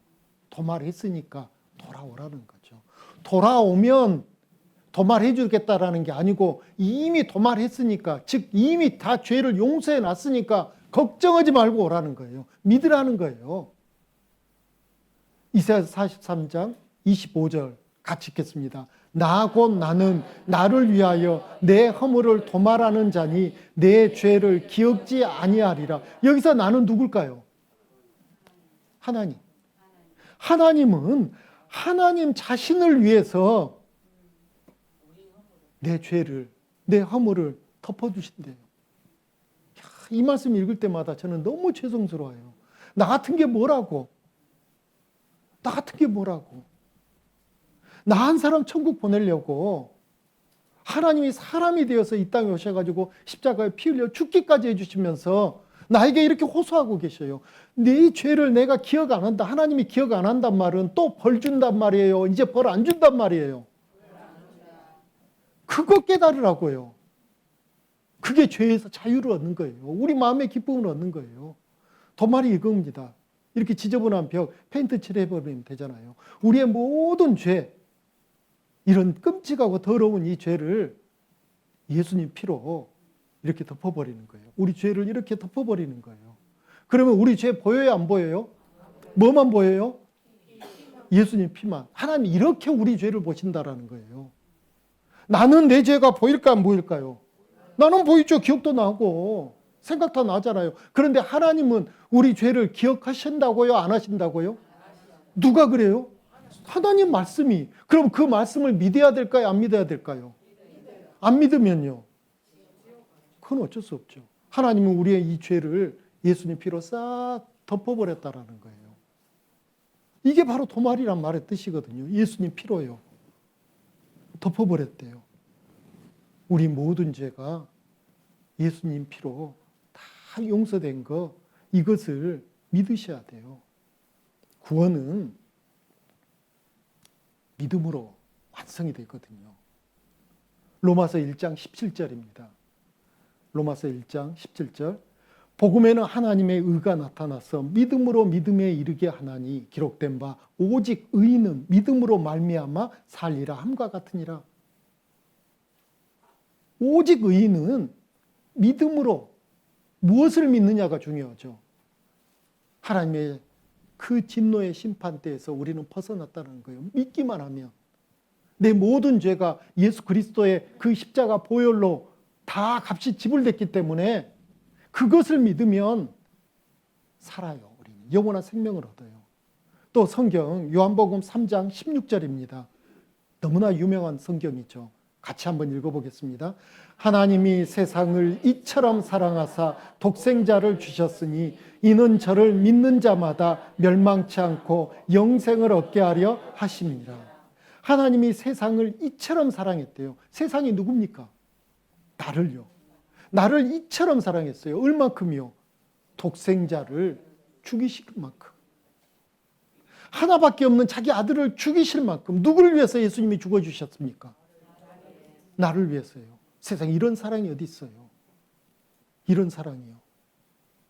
그런데 이런 사랑을 우리는 들었음에도 불구하고 마음에서 판단하면요. 믿을 것인가 말 것인가 판단하고 있고요. 그리고 예수님이 나를 위해서 죽었다고? 내가 어떻게 믿어? 하나님 말씀하셨잖아요. 그래도 하나님 말씀은 말씀이고 나는 뭔가 화끈한 게 없는데 뭔가 안 믿어지는데 그럼 하나님, 여러분이 그런 하나님이라면 그런 사람 보면 어떤 마음이 드시겠습니까? 답답하죠. 답답하죠.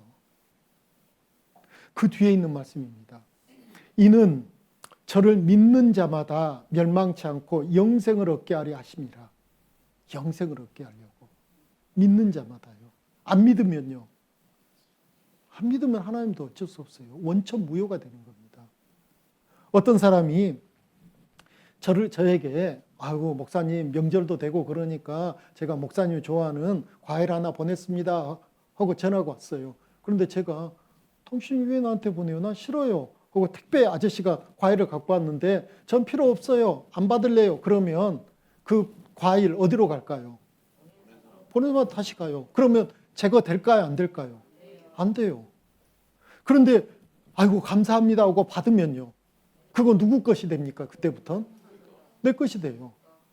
예수님이 피 흘려서 죽어주셨어요. 내 모든 죄 다 용서했대요. 그런데 제가 싫어요. 안 믿을래요. 괜찮은데요? 아이 됐습니다. 그러면 예수님은 어떻게 되신 거예요? 헛죽음이에요. 헛죽음. 이게 정말 큰 죄가 되는 거라고요. 하나님이 나를 위해서 정말로 죽어주시기까지 했는데 내가 안 믿으면 하나님이 죽으신 것은 헛것이 돼버리는 거죠. 이보다 더 큰 죄가 어디가 있냐고요. 그래서 지옥 가는 겁니다. 믿지 않는 자들이. 자기 죄가 많아서 지옥 가는 게 아니고요. 그 흉악한 강도의 죄도 다 용서가 됐는데 안 믿기 때문에요.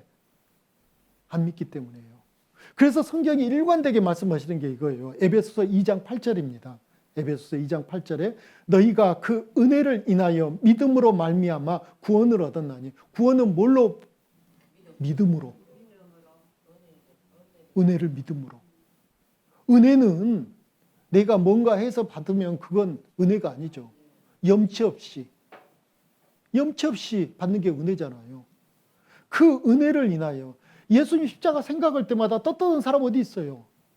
아이고 내가 이렇게 착하게 살았으니까, 이렇게 열심히 살았으니까 예수님 죽어주시는 거 당연하죠. 이런 사람이 세상에 어디 있습니까? 염치가 없죠. 그런데 그게 은혜라는 거예요. 그 은혜를 믿음으로 말미암아 구원을 얻었나니 이것이 너희에게서 난 것이 아니요 하나님의 선물이라. 선물 필요 없어요 하면 내가 안 돼요. 감사합니다 하면 내 것이 되는 거죠. 행위에서 난 것이 아니니 이는 누구든지 자랑치 못하게 함이라. 그래서 구원받은 것은 자랑할 게 없어요. 염치 없는 거죠. 감사밖에 없죠. 오늘 이 사실이 믿어지신 분 계십니까? 내가 믿기를 잘했다. 내가 자랑할 게 있습니까? 없습니다. 염치 없죠. 예. 이게 바로 믿음으로 받는 구원입니다. 이제 정리를 해드리겠습니다. 구원의 의미가 무엇이냐면 구원받았단 말은 죄 사함, 죄를 용서받았단 말이에요. 또 구속, 아까 설명했잖아요. 값을 주고 용서받은 것, 그런 뜻을 갖고 있거든요. 또 거듭났다, 또 하나님 자녀가 되었다, 영생을 얻었다, 이런 뜻을 갖고 있어요. 왜 이렇게 복잡하게 여러 모양으로 말씀하실까요? 어느 것에 걸릴지 모르니까요. 어떤 사람은 죄 사함 받은 거 이거 깨닫고 구원받은 사람이 있고요. 어떤 사람은 그 죄가 어떻게 용서됐을까? 핏값이 지불됐기 때문에 용서됐구나. 죄값이 지불됐기 때문에 용서됐구나. 이렇게 또 깨달은 사람도 있고요. 어떤 사람은 내 마음이 왜 그동안 그렇게 눌려 있었을까? 영이 죽었었는데 이제 이거 듣고 나니까 영이 살아나니까 아이고 이렇게 기쁠 수가. 이래서 또 구원을 깨닫는 사람도 있고요. 하나님 자녀됐다라는 게 너무 좋은 거예요. 그래서 또 깨닫는 사람도 있고요. 야, 드디어 나 천국 가게 됐다. 이게 너무 좋아가지고 또 확실히 깨닫는 사람도 있고요. 그래서 하나님이 세상 여러 사람을 위해서 이런 모양으로 저런 모양으로 복음을 이렇게 설명해 주시고 계신 거죠. 이게 하나님이 잘못된 겁니까? 아니잖아요. 너무나 감사할 일이잖아요. 여러분들 구원 받으셨습니까? 여러분들 모든 죄가 용서됐다라는 것을 마음에서 믿으십니까? 예수 그리스도가 십자가에 피 흘려 죽으실 때 내 모든 죄값이 지불됐다는 거 믿으셔요? 그래서 그때 내 영이 거듭났다라는 거, 새 생명을 얻었다라는 것도 믿으신가요? 그때 하나님 자녀 되신 겁니다. 영접하는 자, 곧 그의 이름을 믿는 자들에게는 하나님의 자녀가 되는 권세를 주셨다라는 그 말씀이 있거든요. 영원한 생명을 얻었습니다. 그러니 우리는 이제 천국 가게 된 거죠. 요한복음 1장 12절이 방금 말씀드린 그거거든요. 영접하는 자, 곧 그 이름을 믿는 자들에게는 하나님의 자녀가 되는 권세를 줬대요. 누가 하나님 자녀냐면 예수 믿기로 하고 교회만 다녀서 되는 게 아니고요. 믿어야 돼요. 무엇을 믿냐면 예수님이 나를 위해서 하신 일, 그것을 믿는 겁니다. 그것을. 하실 일이 아니고요. 중요한 게 이거거든요. 예수님이 나를 위해서 하신 일이 있어요. 그 일을 내가 믿는다면 내가 말할 수 있어야 돼요. 성경에 근거해서, 하나님 말씀에 근거해서 예수님이 나를 위해서 어떤 일을 하셨습니까? 내 죄 용서하신 일, 그것을 위해서 십자가에서 피 흘려 죽으셔 주신 거예요. 누굴 위해서요? 나를 위해서. 그 하신 일을 믿는 자, 그 자가 하나님의 자녀가 되는 권세를 줬다라는 거예요. 교회 출석한다 해서 자녀 되는 게 아니고요. 우리는 그동안에 하나님께 못 나갔습니다. 예수님께서 가지 못했습니다. 왜요? 죄라는 이 못된 것이 막고 있었거든요. 그런데 예수님의 십자가의 그 보혈의 그 공로로 우리가 예수님 앞에 당당히 나갈 수 있게 하나님이 새롭고 산 길을 열어놓으셨어요. 그 길을 가면 돼요. 그 길을 간다라는 것은 받아들이고 믿는 겁니다. 내가 저희에게 영생을 주노니 영원히 멸망치 아니할 터이요 또 저희를 내 손에서 빼앗을 자가 없느니라. 저희를 주신 내 아버지는 많이보다도 크심에 아무도 아버지 손에서 빼앗을 수 없느니라고 분명히 말씀하셨죠.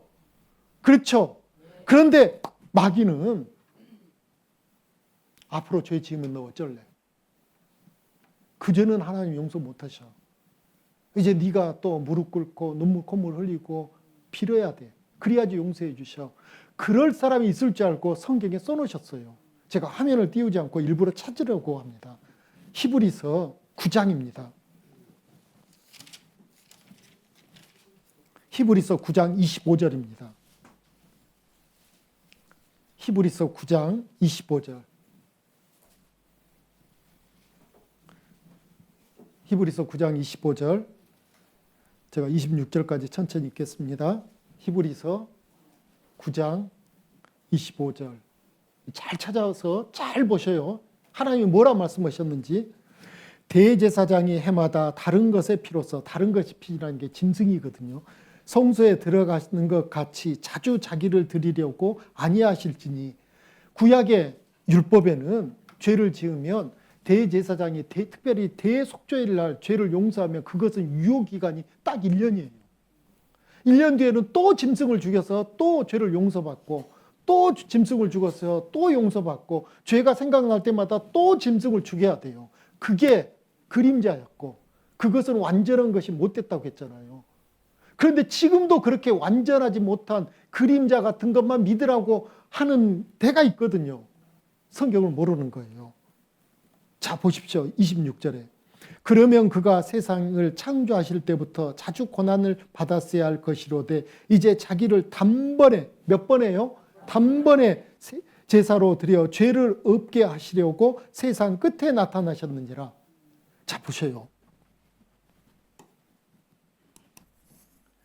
죄를 용서받는 방법은 사람이신 예수님이 죽으셔야지만 완전해요. 짐승은 그림자라고 했잖아요.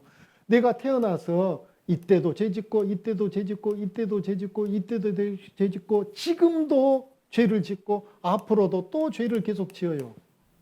그러면 예수님의 십자가에서 죽으실 때 죄 용서는 지금 내가 믿을다고 할 때 요때만 용서된 게 아니고 앞으로 지을 죄도 용서됐다라는 거예요. 왜 그러냐면 지금까지는 용서되고 앞으로는 용서 안 됐다면 예수님은 또 와서 또 죽어야 되거든요.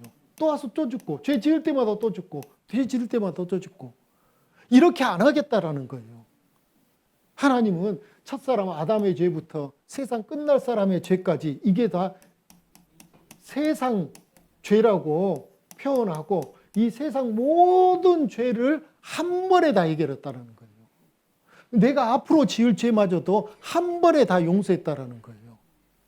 제가 이걸 오늘 또 벌써 2번, 3번 거듭 말씀드리는 것은 마귀가 이상하게 전 세계적으로 똑같은 방법으로 구원을 받으려고 했다가 미끄러져서 지옥 가는 사람 만드는 게 이거거든요.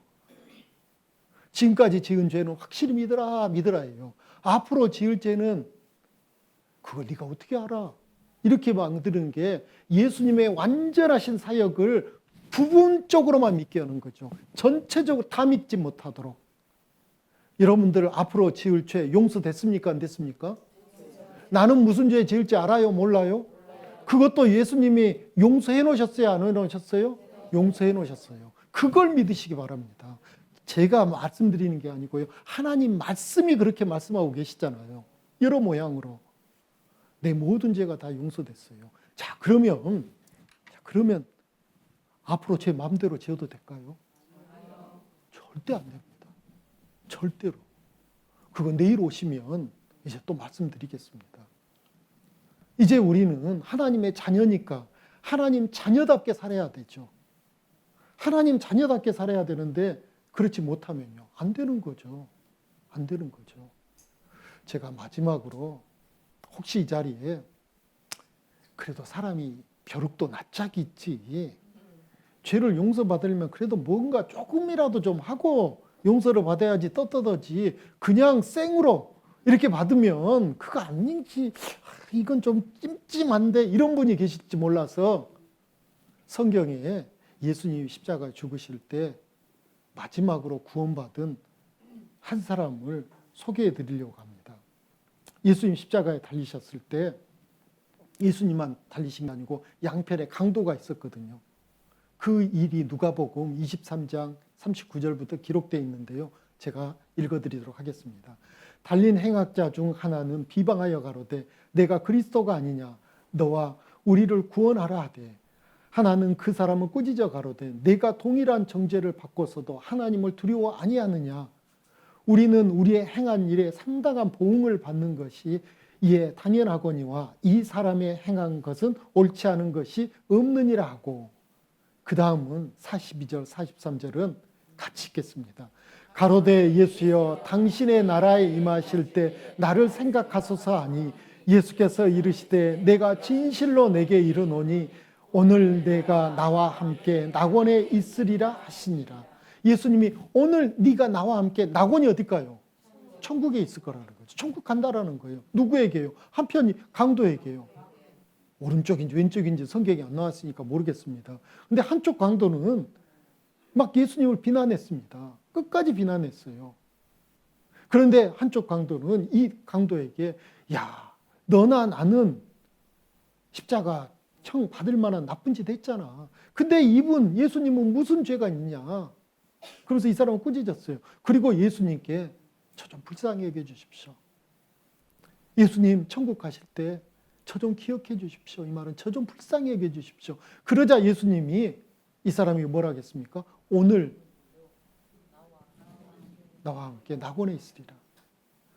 이 사람 천국 갔습니다. 왜요? 예수님이 그렇게 말씀하셨으니까요. 자, 그러면 보십시오. 이 강도 천국 가기 위해서 어떤 착한 일을 했습니까? 손과 발이 지금 못에 박혀 있잖아요. 교회를 갈 수 있습니까? 성경을 읽을 수 있습니까? 무슨 기도를 무릎 꿇고 할 수 있습니까? 무슨 착한 일을 할 수 있습니까? 아무것도 할 수가 없어요. 그런데 예수님을 받아들였거든요. 구주로. 나를 구원해 주신 분으로. 내 모든 죄를 용서해 주시는 분으로. 그러니 예수님 그거 보시고 구원해 주신 거잖아요. 우리가 이 강도보다 착하죠. 그렇잖아요. 아무것도 안 한 이 강도도 예수님 말씀 믿고 천국을 가게 됐는데 우리가 못 갈 이유가 뭐가 있습니까? 그래서 마지막으로 말씀드립니다. 예수님이 하신 일, 나를 위해서 하신 일, 그 일을 지금 이 순간 마음속에 생각해 보십시오. 하나님이 어떤 일을 하셨다라고 우리에게 이 성경을 통해서 알려주셨는지, 내 모든 죄가 2000년 전에 다 용서됐대요. 그러니 감사하죠. 감사하죠. 주님 감사합니다. 저 같은 사람을 위해서 이 땅에 오셔서 죽기까지 해주시고 제 모든 죄 용서해 주시니 감사합니다. 그렇게 감사를 드리는 겁니다. 그때 하나님 기뻐하셔요. 믿는 자에게는 영원한 생명을 이미 주셨거든요. 그것이 우리 것이 되는 거예요. 그 순간. 그래서 그 마음으로 이제 남은 생에 이제 하나님 자녀답게 살아야 돼요. 그럼 하나님 자녀답게 살려면 어떻게 살아야 될까요? 이제 내일 오시면 그 부분을 말씀드리겠습니다. 믿는 사람은 하나님 자녀가 되는 권세를 주셨으니까 그 권세대로 살아야죠. 왕자가 거지처럼 여전히 살면 될까요? 안 되죠. 왕자는 왕자처럼 살아야죠. 이제 우리는 하나님 자녀예요. 그럼 하나님 자녀처럼 살려면 어떻게 해야 되는지 이제 또 성경 말씀이 있습니다. 그 말씀을 내일 배우실 겁니다. 그래서 내일 또 한 분도 빠짐없이 다 이 자리에 오시기 바랍니다. 내일은 밤에 오면 누구 있을까요? 없어요. 내일은 언제 와야 돼요? 아침에요. 아침에 오셔야 됩니다. 10시 45분에 찬송 시작하니까 그 이전에 오셔가지고 차도 한잔 드시고 오늘 이번에 들었던 말씀도 서로 나누시고 그리고 궁금하신 거 있으면 또 저에게 오시면 제가 또 자세히 또 알려드리도록 하겠습니다. 수고하셨습니다. 기도하고 마치겠습니다. 세상 모든 것을 지으시고 다스리시는 거룩하시고 자비로우신 아버지 하나님, 존재조차도 없었던 우리를 이 땅에 생명 주셔서 삶을 살아갈 수 있게 해주시며 또 그 가운데 하나님 앞에 참으로 부끄러운 삶 살았지만 우리의 모든 죄 2000년 전 예수 그리스도의 십자가의 보혈로 다 용서해 주시고 그 용서의 사실을 오늘 우리에게 들려주셔서 마음에서 믿고 감사하고 기뻐할 수 있게 해주시니 참으로 감사합니다. 주의 말씀을 믿은 주의 자녀들, 이제 남은 생에 하나님과 함께, 성령님과 함께, 예수님과 함께, 교회와 함께 주님을 찬양하며 주님을 예배하는 그런 거룩한 삶 살아갈 수 있도록 우리를 끝까지 붙잡아 주시옵소서.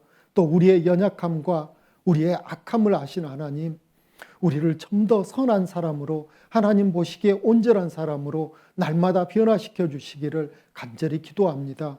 이번 한 주간 집회를 위해 여러 모양으로 여러 곳에서 수고한 그 아름다운 손길들 하나님께서 기억하여 주시고 합당한 은혜로 채워주시기를 간절히 기도합니다.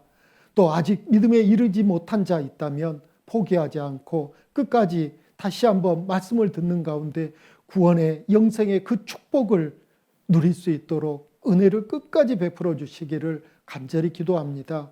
주님께서 한 주간 베풀어 주신 모든 은혜에 감사하며 언제나 우리를 사랑하시는 우리 주 예수님 이름으로 기도드렸습니다. 아멘. 수고하셨습니다.